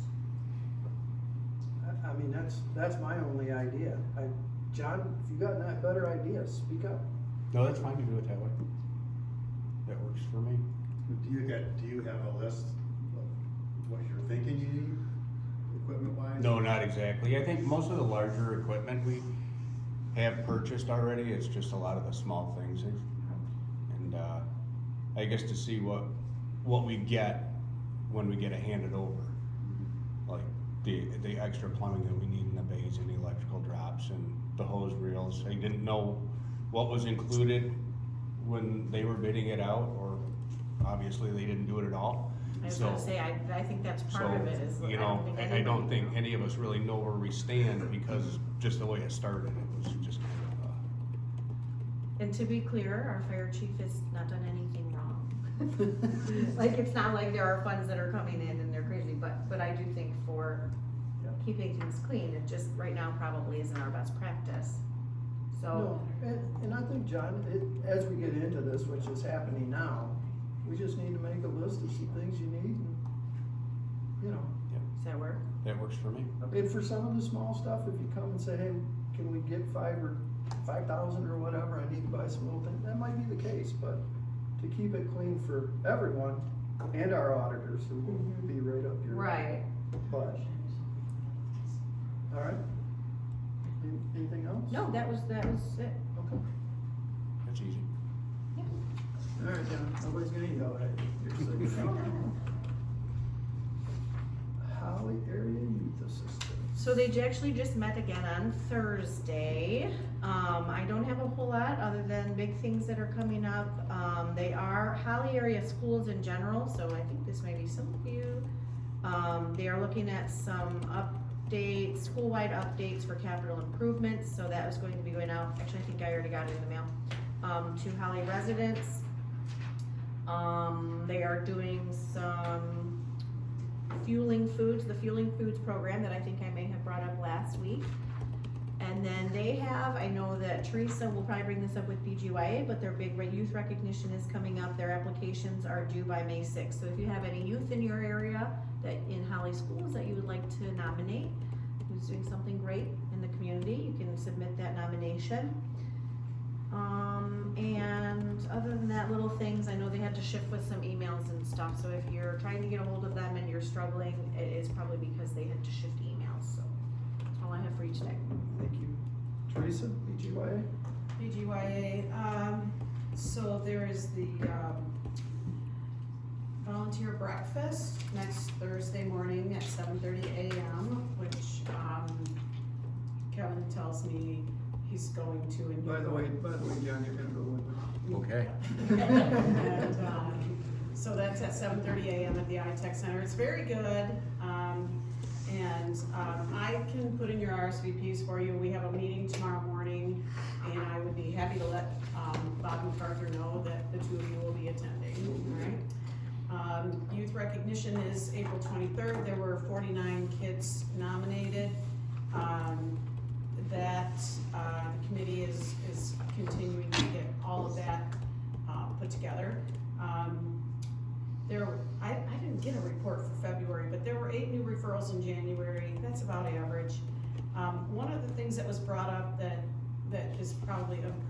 interest to everyone, is that there's a new millage, Oakland County-wide, from the Oakland Intermediate School District.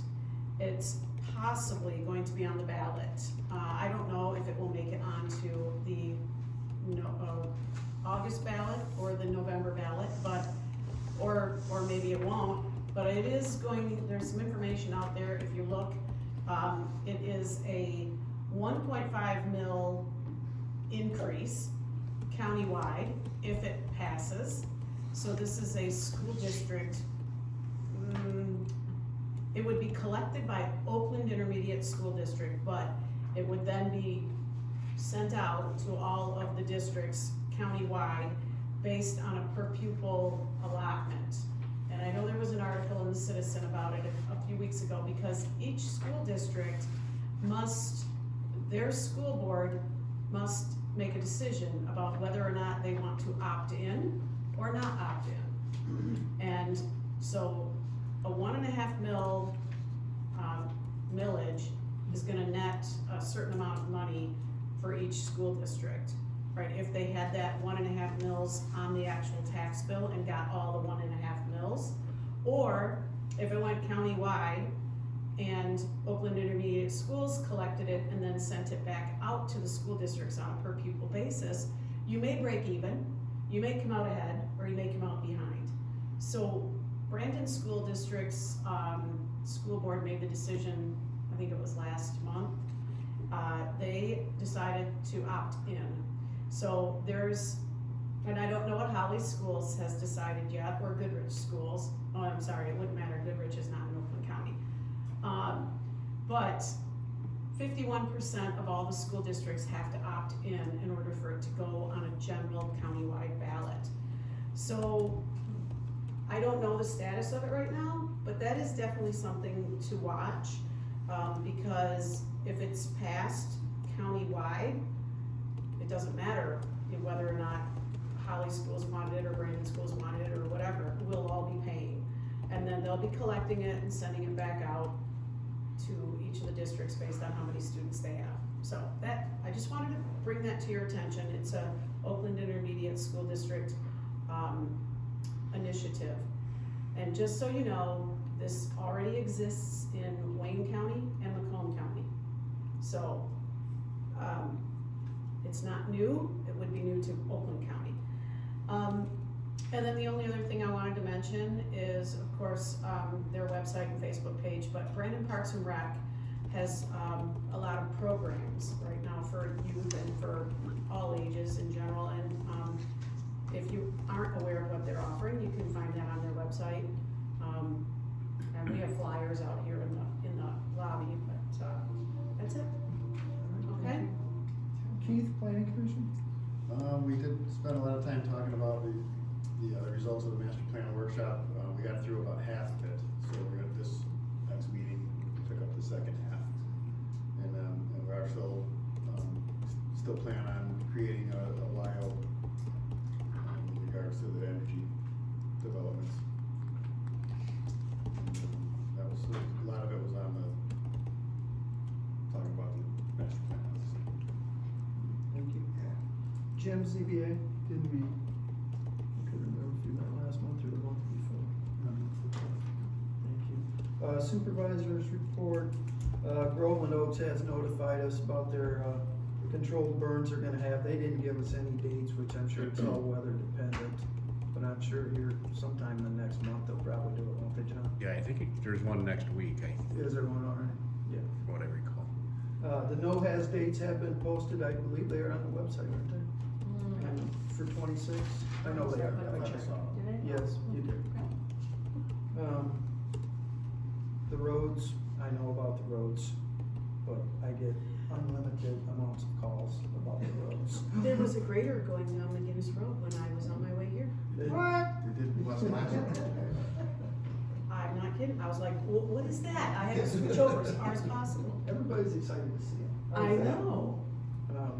I did get called into a meeting last week with the sheriff's department. They have not gave us a date yet, but they are not going to come into our township anymore, only for life and death calls. So we will be working on that this summer. Damascuses have already reached out for me. We are going to get with the state police, see if we can get that turned into a full-time post and try to get some more service out of the state police. But I do want you guys to have that on your radar. Like I said, they have not gave me a date yet as to when they're gonna do that, but, it's coming. I guess I knew it was probably coming. And the last thing, and I'm not trying to spread fear on this zoning thing, but I'm telling everybody, you need to stay on the legislature. You have to. And I think I said this to Janelle earlier today.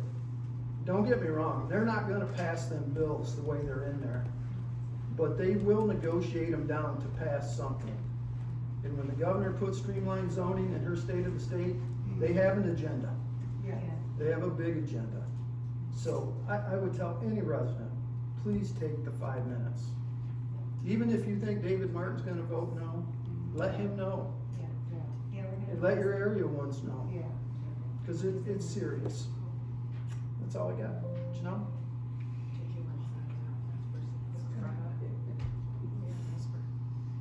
I know you don't, but I just No, know I you might as well. Alright, so Vesper. Yeah, we've known for a little bit. Obviously, if you look, it's not linked to their website anymore. We think we have the right number two, that they have withdrawn their application. I did have Justin reach out to Henry. They still hold the option on that property. Part of that is that it has to go in front of their board to have it completely wiped out dead. I would tell you, I'm 95% sure that it's dead, but I can't tell you 100%. But that's what we know about it, so. And just for the record, when he says we've known for some time. He means like 4 days.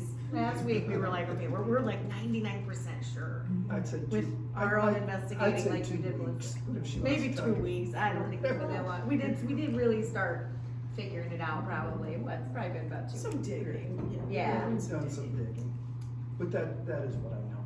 But it was, yeah. And it's hard to say, well, they're gone because we don't know. Well, and then what's so cute is it really It's not informative. updated. It's all not the time. updated. No, and it's very tough to get information It out of is. it. But I mean, you can kind of figure it out. Right. You can read the tea leaves, but it's. That's what we were doing. No, I mean, that's, you know, that's. You gotta decipher between the lines. how it's Yeah, done. yeah, but no, I think that, but it doesn't mean that the threat is still on. Exactly. It doesn't mean they couldn't reapply tomorrow. Or I someone else. don't know why they would, Or but somebody you else. don't rule that out, so, but you know?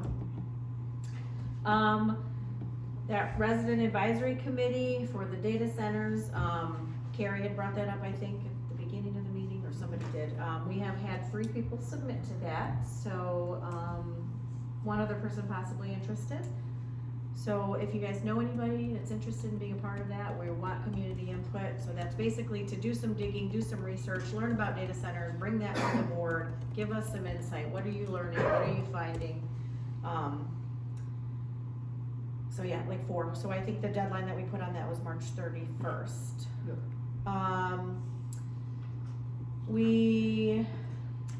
Have been slowly kind of just plucking away. We do have both elections, so Laura and I will be working on that over the next few months. August and November elections, there will be early voting for both of those.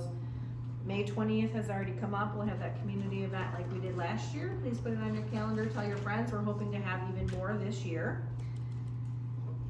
At that, we also hope to be advertising for a DIA trip. So as you know, the DIA will be having some artwork throughout the community over the summer. We have that through a grant, but we were also going to come up with a date, hoping June 16th or 23rd, that is on a Tuesday. And a bus will actually come out and pick all of us up to 50 people, and take us right down to the DIA for the afternoon. So we're hoping that we can get a good amount of people from here in the community to go and visit. It is free to us as residents, you're paying for it. Yeah. So, so we're hoping to put that together. I'll have some more information. I'm waiting. I have to get confirmation from the DIA of when their dates work and when they can get us to transportation and that, but hoping for the 16th or the 23rd. We briefly talked in the budget meeting about putting together a, citizen recognition program. Once the fiscal year started, I would love to start that next month. we had looked at maybe a veteran and a citizen. I don't know if anybody's super passionate about like taking the lead on that.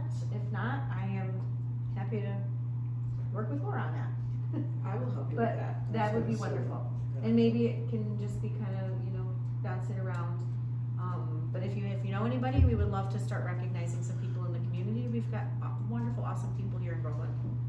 So, do you want me to just come up with a plan to recognize them, or just submissions? Sure. Right, nominations? I think that's great. So nominate, Yeah, nominate people, Okay. so. Okay. I have time to look through the citizen and. perfect. This was more for our part-time firefighters. I was trying to help you out here.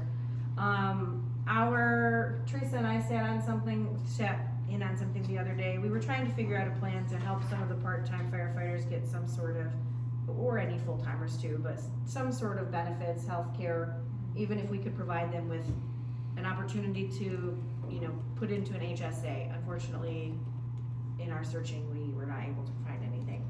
There is, however, a lifestyle spending account. It is all funded by fire or township if we decide employer. But it does give some incentives for them. So I have this sheet for you, Jen, if you just wanna look at it. I have no idea if you're interested, but I know that sometimes those part-time firefighters, they still work a lot. Yeah. So if you wanna look at it. Absolutely do. Yeah. And then, we have an issue still with our billing. So, this was brought up, I think, at the last board meeting, but it is trending in a scarier direction at this point. We're trying to rectify it, but I think it's important everybody knows. Dave Axe, who was the treasurer 3 treasurers ago. 2 treasurers. Yeah, so Teresa, then, Shelley, and Dave was before.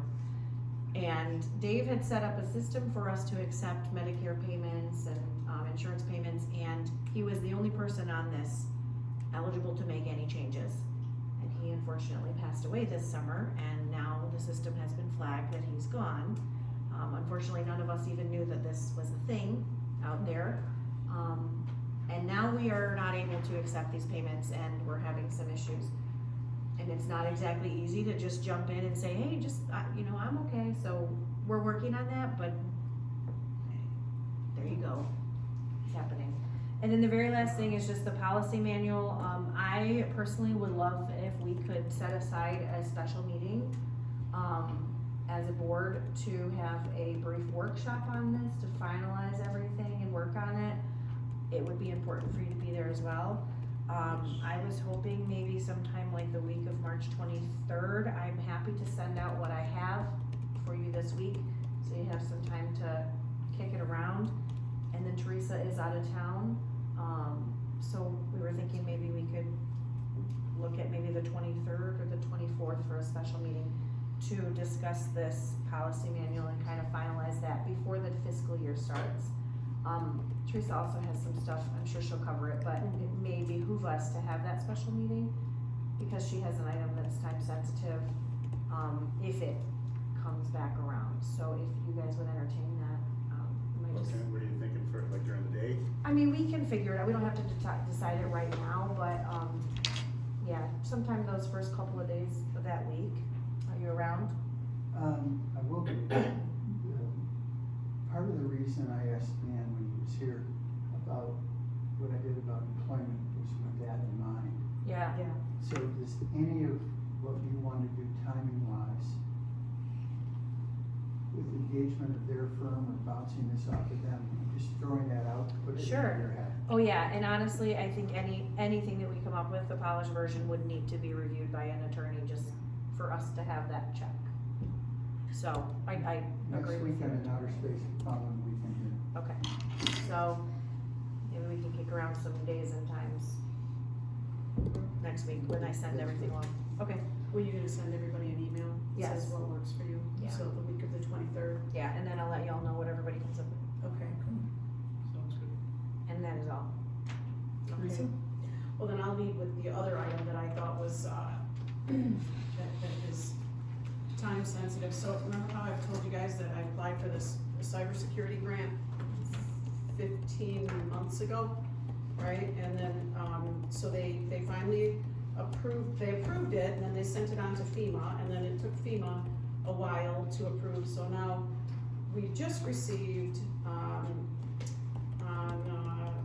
February 13th, we received the congratulations, you've been selected for funding under the fiscal year 2024 state and local cybersecurity grant program. So this packet is all of the, I guess, fine print. You gotta agree to do all these things, blah, blah, blah. And I was overwhelmed by this. And so, and they also said that it's for expenditures from January 22nd of 2026 through September 30th of 2028. We cannot go backwards and say we did any cybersecurity stuff here in this building because we had decided we needed to do some cybersecurity risk assessment stuff, but then we had that lightning strike and we had to do everything got kind of accelerated, and we chose BlackRock as our new technology firm, and they've been good. They've been doing all of our assessments and you know, our IT. But this is really, really specific parameters, and I want to make sure that we actually have an avenue to spend the money before I go through all of the steps to accept the money. So I've reached out to BlackRock, and I've also reached out to the state to find out, you know, can we use our own vendor? They did say yes, so we can have BlackRock do this because we chose BlackRock under our policy of, you know, 3 bids, et cetera, et cetera. And they're qualified to do this, so we got permission to do that, but I've reached out to BlackRock, to Sean, who is one of their main people, and gave him all the literature, all the stuff, and I said, you need to let me know how we can work together, and is this something that is gonna behoove us or not, right? Can we use it on the new fire station? What could it qualify for? So he's going to do some research. He's also gonna get back to us probably next week sometime. And then we as a board, I think, need to make a decision. Is it something that we actually can spend the money on? And if so, then I think I've probably got 3 days worth of paperwork to complete in order to make sure that I'm in compliance with them. And then we'll have 2.5 years to accomplish this. And my guess is it's probably going to be used at the station. And so we're gonna see. But I can't make, like, I know it seems like, oh, you got $13,500 that you can spend. But it's not that simple. I was joking, and I'm like, they can say they've granted this much money, but how much have they actually given out to people? Because they've made it so difficult to get that, you know, I don't know. So this is something that I'm gathering more information, and maybe during that same meeting, we can go through and see what BlackRock recommends and whether or not it's something that we want to put in, because it cannot take the place of what we would have funded anyway. It has to be something above and beyond. So I just, we just need to have, I need more eyes on this and, you know, input into it. And so we're gonna get some information from BlackRock, and then I'd like to bring that back to the whole board, and we can make a final decision, okay? So that was the other thing that I thought that we could benefit from having that special board meeting, because it's just too much to do in a regular meeting. So, you know, I don't wanna step on anybody's toes, but I thought about this after it was a little bit long. I thought about this late, but you know, I think I sent the board this, but I'd like the residents to know, because most of you guys were here when the Holly Library presented about wanting to become a district library. And so I reached out to Linda Earl, who is the finance director at Holly Schools, and I asked her about Holly Schools, middle school, high school, and their library situation, and so on, and she came back to me, and is it okay if I read this? Okay, so she says, "Thank you for your email. I reviewed your questions with Superintendent Roper. The following is our response. Your communication states that our middle school and high school do not have a school library. That is not accurate. Every school building in our district has a library. In fact, we also have outfitted many of our classrooms with libraries as well. All of our school libraries and classroom libraries have recently been updated with new materials at all levels. Our school library services operate independently from the Holly Township Library. In addition to our school library service, our schools have a separate partnership with the Holly Township Library to promote students and teachers having their own public library cards. This was started through a student-led initiative to expand access to additional library materials. Parents are notified annually during the student verification enrollment process and can choose to opt out. Holly Area Schools handles the transportation of any materials between the schools and the Holly Township Library. This partnership provides greater access of resources to community youth who may have limited access to transportation to attend the Holly Township Library. We're proud to support the Holly Township Library with providing this opportunity to the area youth. This program further supports our strategic plan through the establishment of a strong partnership between the schools and the community. It is our understanding that having more people in the community with access to the Holly Township Library creates more opportunities for the Township Library to access funds and grants to support their operations. So, the whole information that was brought to us was a little surprising to me, and when it was mentioned that Holly Middle School and High School didn't have libraries, I just felt like I wanted to follow up on that. And so this was the official communication from Superintendent Roper, and it does sound like the school district, they're taking the responsibility of going to the library and delivering the materials to the schools to support the students. So they are, involved in that. But I just wanted to share that information with you guys because it was brought up here, and I felt like, I'm not sure that Tina was absolutely the most qualified individual to present this material, and I applaud her for giving it her best effort, but I think that more information probably still needs to be forthcoming. So I thought I would share that with you as a follow-up. Then the other thing is that the Oakland County Treasurer requested that this be read at a board meeting. And this is a quick little read about the Oakland County Treasurer's foreclosure prevention. Oakland County Treasurer's Office is in the final stretch of our foreclosure prevention efforts. The tax foreclosure deadline for the 2023 and/or prior year taxes is March 31st, 2026. That means if these taxes aren't paid off by March 31st or any interested party hasn't entered into a repayment schedule with the Treasurer's Office by then, the property will be foreclosed.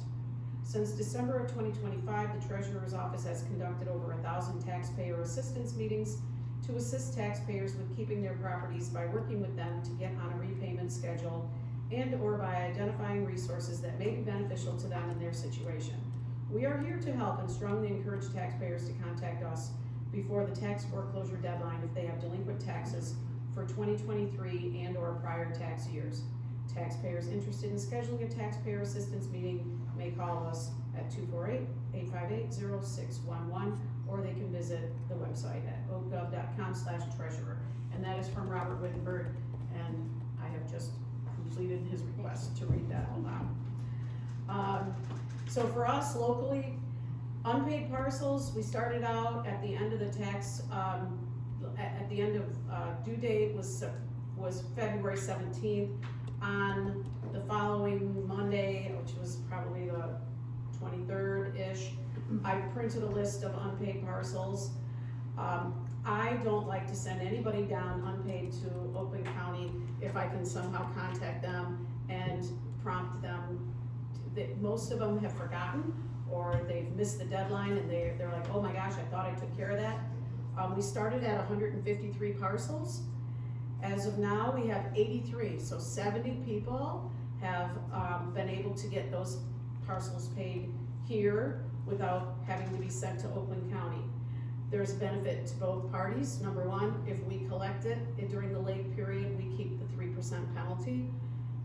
If Oakland County, if it goes down there, Oakland County takes all the late fees, plus they tack on even more, so the resident who never gets out of paying their taxes anyways, ends up having even more penalties and additional fees by Oakland County. And they don't find out that they have this until June when they send out their notifications. So it's a win-win. I mean, I guess that's a bad way to put it, but, you know, I just try to go that extra, by contacting people.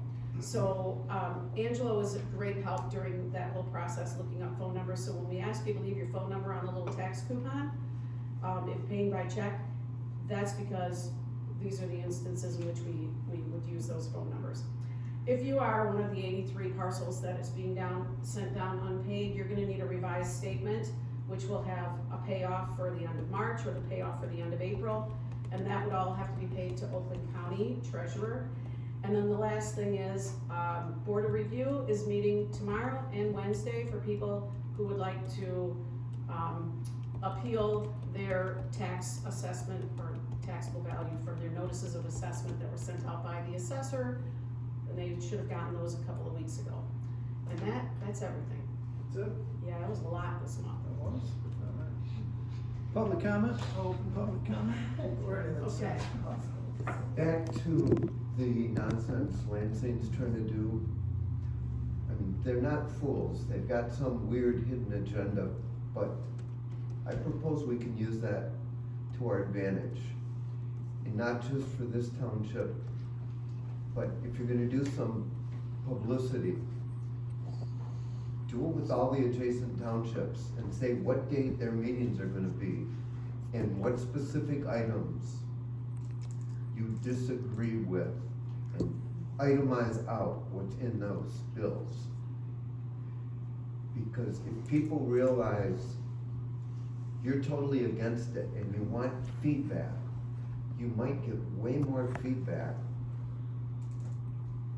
because angry people, angry at Lansing, will wanna help. I want those people to lose their jobs forever, because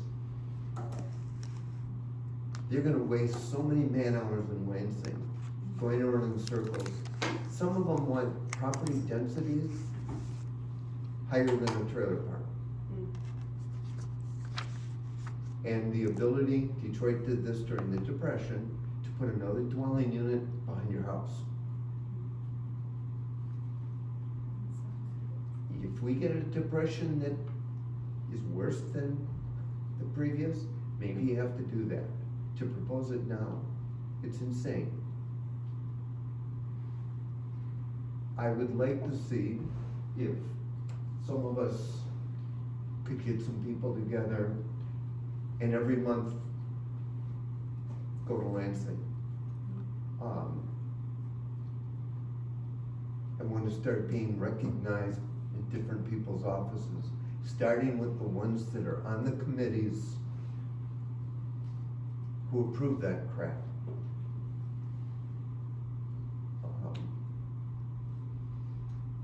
Thank you. Yeah, Craig Smith, regarding what Keith and Janelle were talking about with the master plan and stuff like that, and getting the surveys out, and so did Kevin, obviously. Facebook's got 916 followers, of course, who knows where they're really at, and can you tie anything on that to the website? And I don't know who has access to the Facebook to be able to put out a notification, hey, we're looking for information on a survey. Notice, you know, contact your neighbors, whatever, however you tie it together.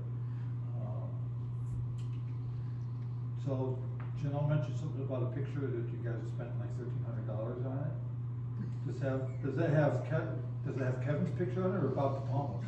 No, I'm on. Oh, okay. They'd rather have mine, but I'm on. I'm saying. Okay, that's it. Yeah, it was our picture last year. Janelle loves that picture. I gotta follow up. I have a really good camera and I would be happy to take new pictures. I'm your girl. I publish in Tri-County Times, I would do it. I have a quick follow-up too to you, Greg, on the, master plan, on the 5-question survey, just to clarify the master plan, specifically the Dixie Highway development.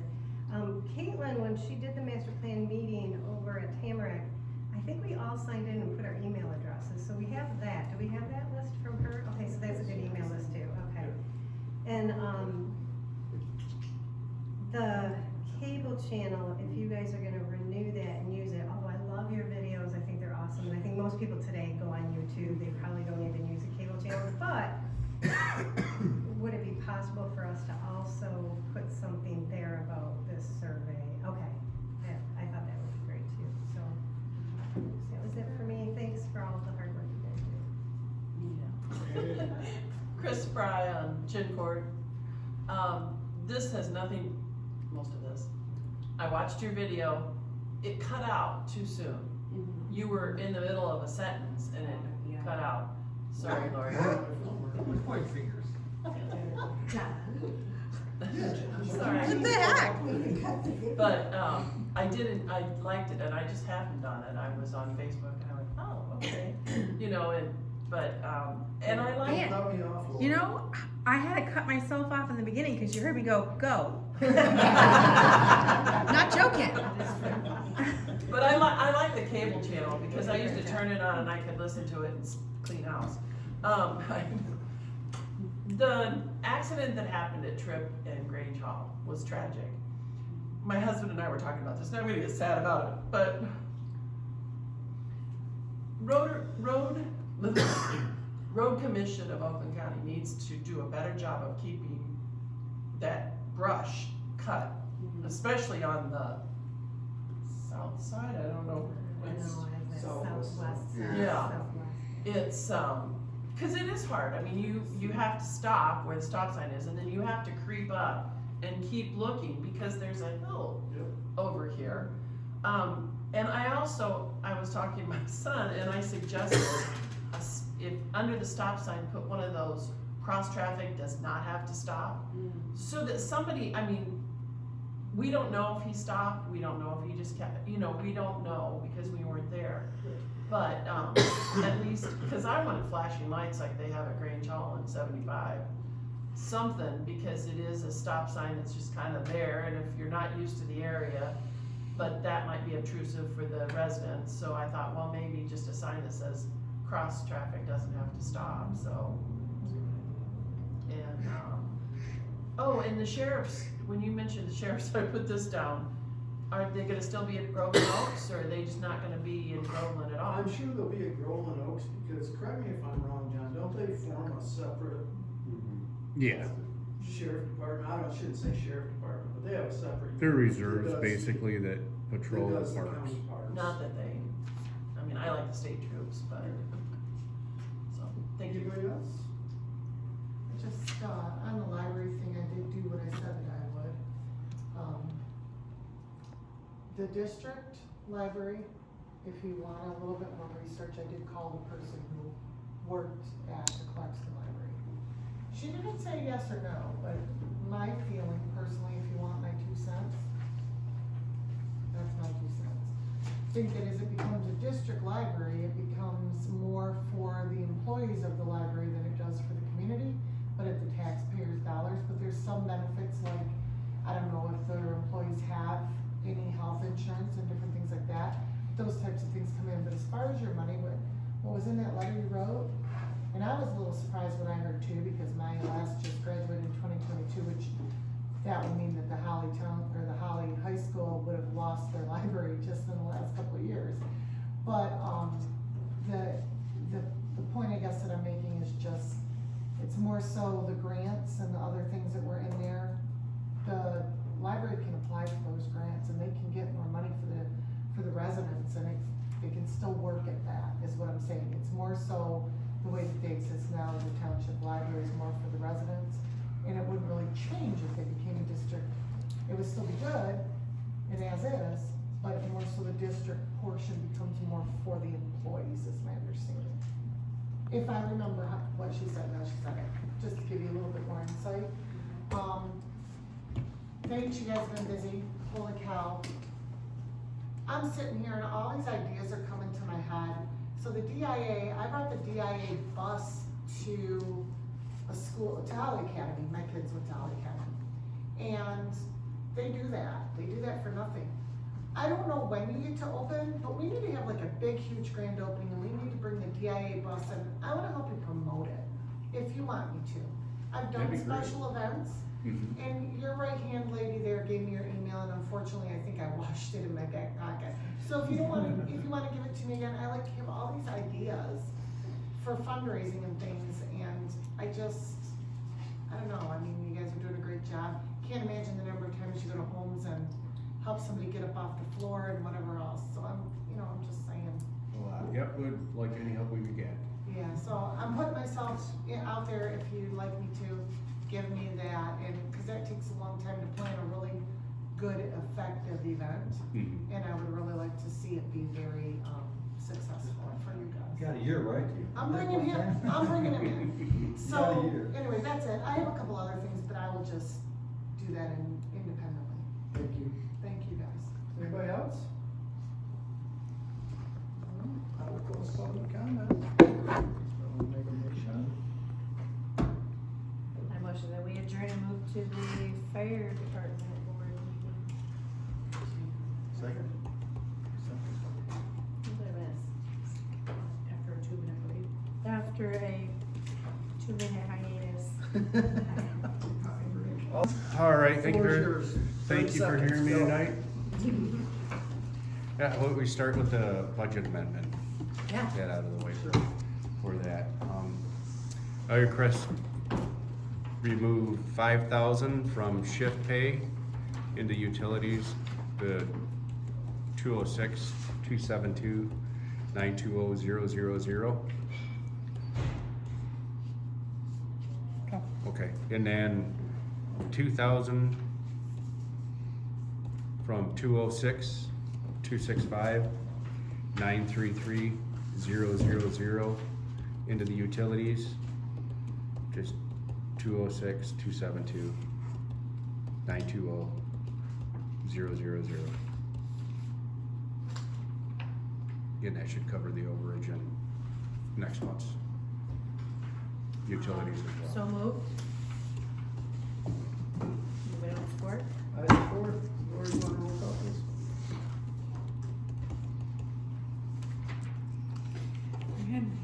Okay, Kevin Scramlin, Yes. Janelle Feller. Yes. Teresa Bills. Yes. Jim Christopher. Yes. Keith Wiederhold. Yes.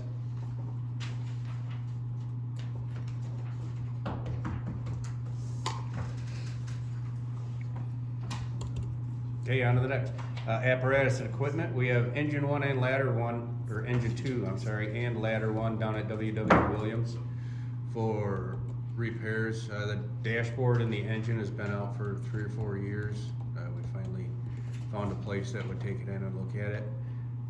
Unfortunately, it went in 2 weeks ago and I was hoping to have a quote by now in order to get it spending approved, but we have not as of yet to get it off this year's budget. If you get it by the end of the month, we have a special meeting, we can throw it out if we have to. Okay, perfect. We'll send the way into the owner if you have to. John, is that engine out of service then while it's in there? Or is it, you get it back, you're waiting? It's actually, they're both in Toledo. We were told they could do it out of their Livonia, it's Livonia or Dearborn? Dearborn branch. They dropped them off there and they were heading back and they called Justin and said, oh no, these need to go to Toledo, so they drove them down there themselves. But they're very reputable, they do. I just went to a class in Ohio, and they're getting all their branches, guys certified to do fire apparatus. I didn't know if they have a branch in Saginaw, there's 2 guys in this class. So it would be a nice option with Saginaw instead of.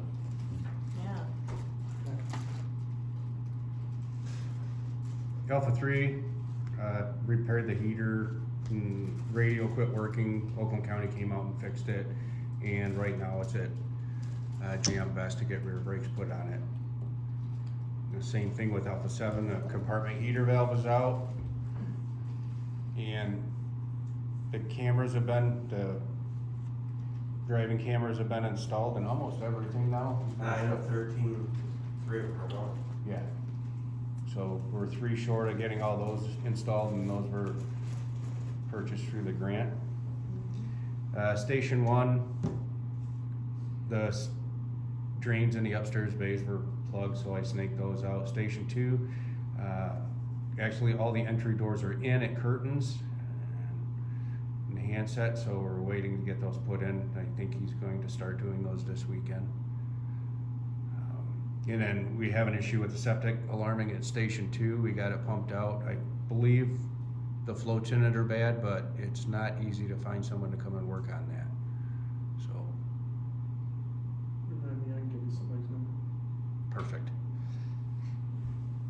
On the personnel, Sean Dobbs did a media push this time around, and we got outstanding response.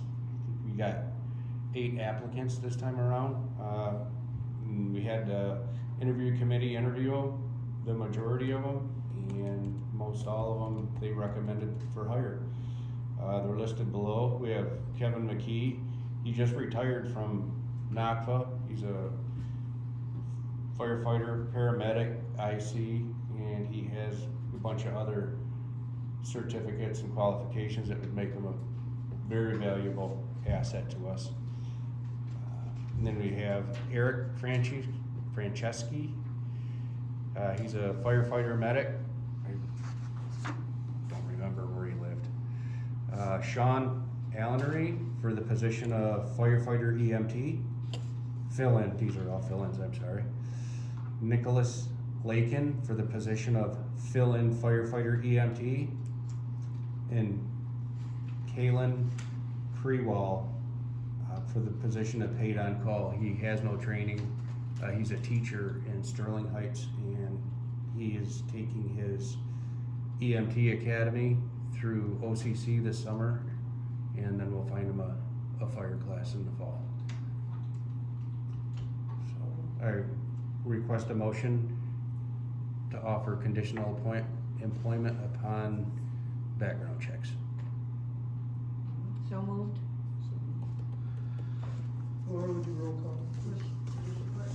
Oh, I'm sorry, I support. I did in my mind, I don't think I said it out loud. Well, I kinda heard something, but I wasn't sure if that's what you said. I think in my mind I did. Just daylight savings, we're never having a meeting on a Monday with daylight savings. I'm so tired, sorry. Jim said he would slap me too. Go I'm ahead. ready. We're ready. Maybe. Teresa Bills. Yes. Jim Christopher. Yes. Keith Wiederhold. Yes. Kevin Scramlin. Yes. Janelle Keller. Yes.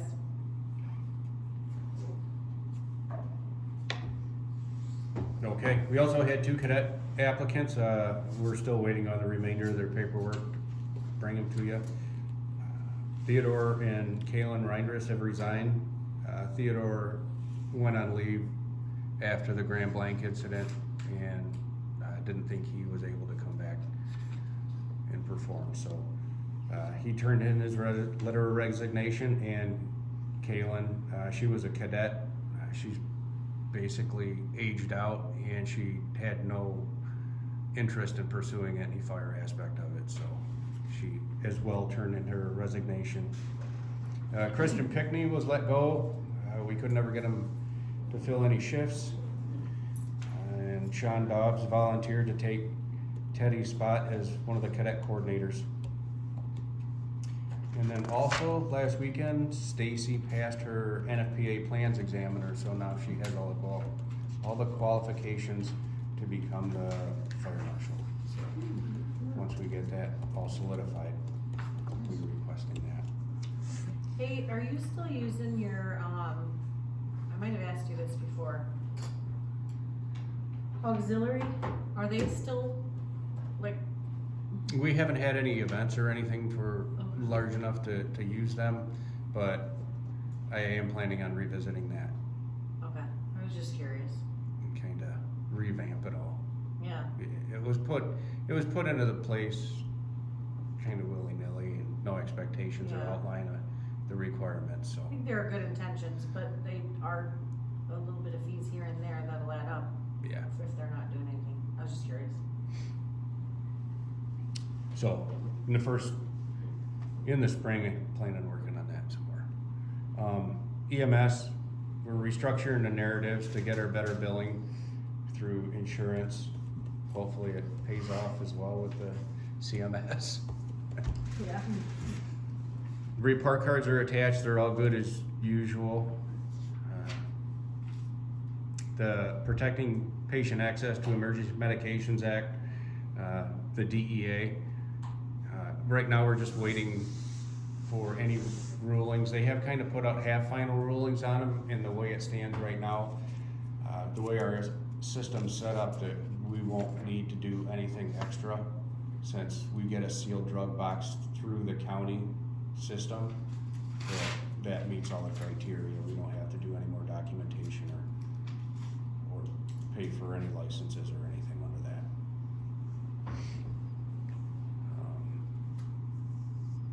Again, Kyle and Schaub's are doing a great job with their PCR review. Pretty much explains itself. Operations, Clements Authority, you see the letter in there. They guaranteed that they wouldn't raise their fees, and they're gonna keep providing the same services they always have. And First Daenerys is still going well. We haven't gotten any kickbacks, so it's good. The box alarm system, the Maba group has contracted to have built, is almost done, so hopefully next month we'll start populating the trucks into that. It'll probably take 2 or 3 months, usually a slow process, and then it'll be introduced into the dispatch, so hopefully it'll speed up that process, and there won't be any forgotten departments. We can rely more on it. Just another side note, the Maryland is introducing that bill for the use of cannabis that the fire department has a strict intolerance for it, just because of the federal grant monies. And then just a list of our trainings, if you can read. Grants, it's a lot of work on grants lately, a lot. We are submitting a grant request for Representative Lisa McLean for the funding of a new fire station. We submitted that last week through Supervisor Scramlin. We requested $5 million. It is a 25% match on that, and it is moves through a lot faster than our FEMA grants do. So Anything moves faster than FEMA grants. yeah, they're horrendously slow. John, this money's to replace Department 2? Yes, to Station rebuild 2? Station 2. Okay. And Keith, it's one of those, you gotta ask for the sky, because you're never gonna get what you ask for. You're just hoping to hit Go big. something. So they also suggested requesting a motion of support for the board for this grant, for the replacement of Station 2. Yeah. So is this, like you just said, you shoot for the moon, like say we get $1 million, then what? We would be in a remodel mode. Yep. Cause we would still have to put. We out would just have to scale the project 250,000. appropriately to the funds we would get. Okay. There's I no, was just curious I know if it there's was- no way that we could support replacing Station 2 with the funds that we have right now, but. Okay. Yeah, I think it would be great. So if they give 2 million, we have to put up 500,000 and you'd have 2.5 million? 25%, Yeah, Yeah. okay, Exactly. alright. unless we can secure funding from other sources, which we are actively looking as well. Carrie's got some fundraising ideas. Yes, she does. There you go, Jen. So, I'm sorry, you need a motion? Yes. A motion of support. I'll make a motion of support. I'll second that. All in favor? Aye. Opposed? We would need to roll call that. Oh, yeah, there's money. Oh, because it's a Money involved. 25% I'm match. sorry, yes, Lord. Well, let me just ask this, let's say they don't give you what, an amount that would be, like if she only gave, 500,000, would we then say, well, we have 625,000 to spend then if we put up 125? So we're just saying, It well, is- what if she doesn't give enough, that we were like, well, we can't do anything with that, are we That was kinda what I obliged was to take asking. it? It's like- There's no obligation to take it, I was gonna but there's say an this. what the motion is of support would be that you would agree to match the funds that they In order to provide. accept the grant money, we would, There's no, you don't have to accept it, you can decline it still. but if we assume if we say we're gonna accept it, then this motion of support means our accepting it means we are willing to put up the 25% match. Correct. Yeah, okay. Or alternately, that could be part of the motion. We motion to support, with the requirement that final approval goes to the board once monies are received or allocated, or, that could be part of the motion. Okay, I mean, I think that, I don't think that the board would have a problem with it, but that probably is a clean way to do it. okay. What did you say after final improvement? You didn't get all that? Final approval? I don't know that I made a motion, I was just saying that it could be something we No, when you included. spoke up, you were making a motion. Well, there was a motion already I made. was amending Jim's Jim's- motion Okay, to, To support. Okay, so let's, too I don't late, even know guys. how to say it, but if we get, for example, some money as a grant, that the township will support what I assume is the premise in the grant, that we will match up to 25%. If I'm saying it right. Yes, no? Well, We're authorizing that to come out of fire department funds, correct? Oh. I mean, it's fire department, or is this authorizing that the fire, if you get this grant, the township is gonna pay the 25%? Yes. Correct. So the township is gonna pay the 25% matching funds. Well, the board would have to decide if How- that happens. how about, what if we motioned to support this submission, final spending will be determined Upon award. upon receipt of grant. Is that fair? That's Okay. Yeah. Whew, okay. Yeah. I'm taking out all the other stuff. I'm done for the night. Laura, whenever you're ready, let us Okay, know. hold on, let me just scratch that. If you wanna read it out loud, No, so we can verify. no, I will not. Oh, It's okay. like, no, we're not changing it. It's written in my Oh blood. my gosh, Janelle Keller, Yes. Teresa Bills, Yes. Jim Christopher, Yes. Keith Wiederhold, Yes. Kevin Scranlin. Yes. All right, we already talked about the dash cams, they're almost all done as soon as we get the trucks back. Jeremy whipped them in pretty quickly. Safer grant, we're still awaiting for them to open back up. Pipeline safety grant, we applied for thermal imagers, we're awaiting notification on that.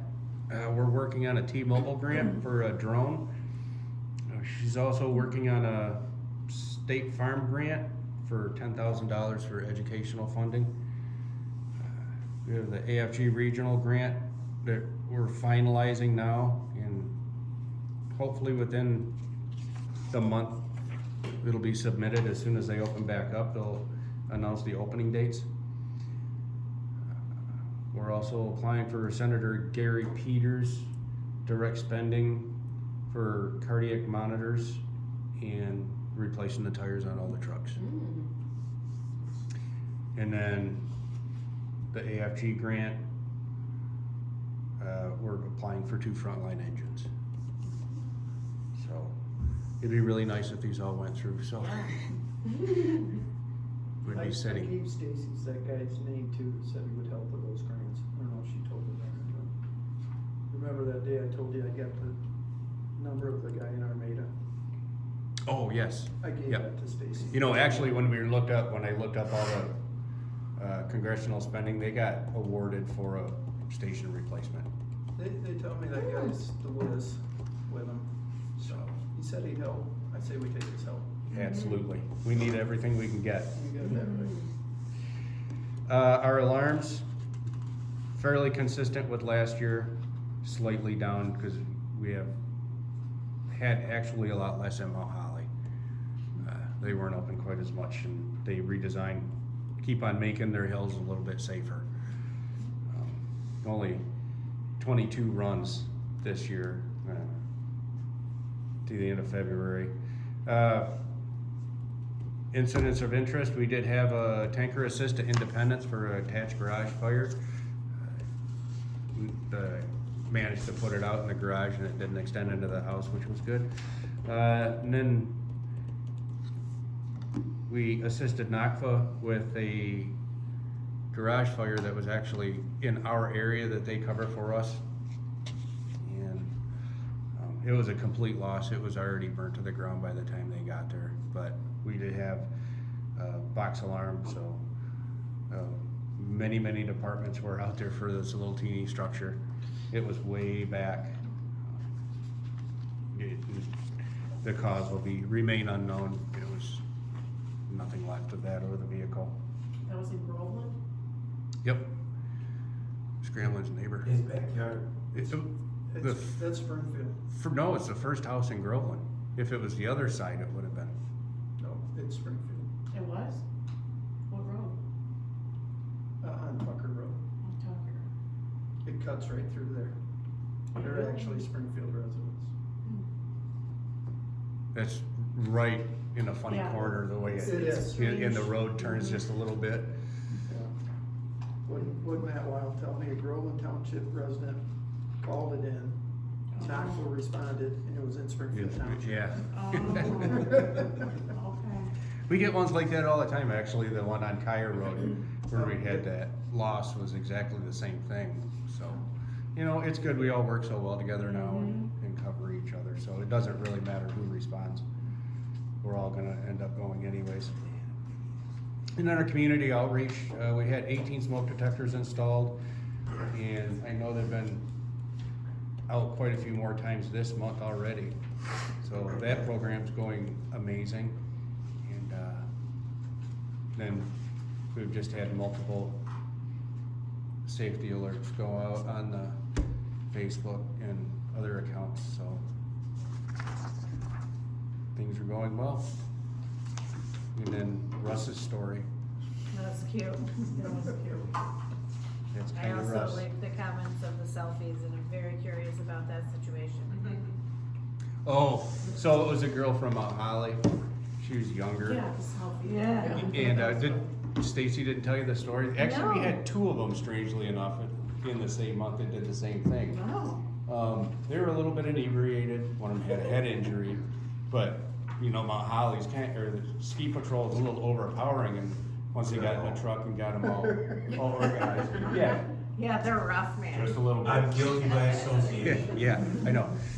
But anyways, so they got in the truck and Stacy got it situated, and she's asked if she could take selfies or if she could take her picture, and she's like, oh yeah, here.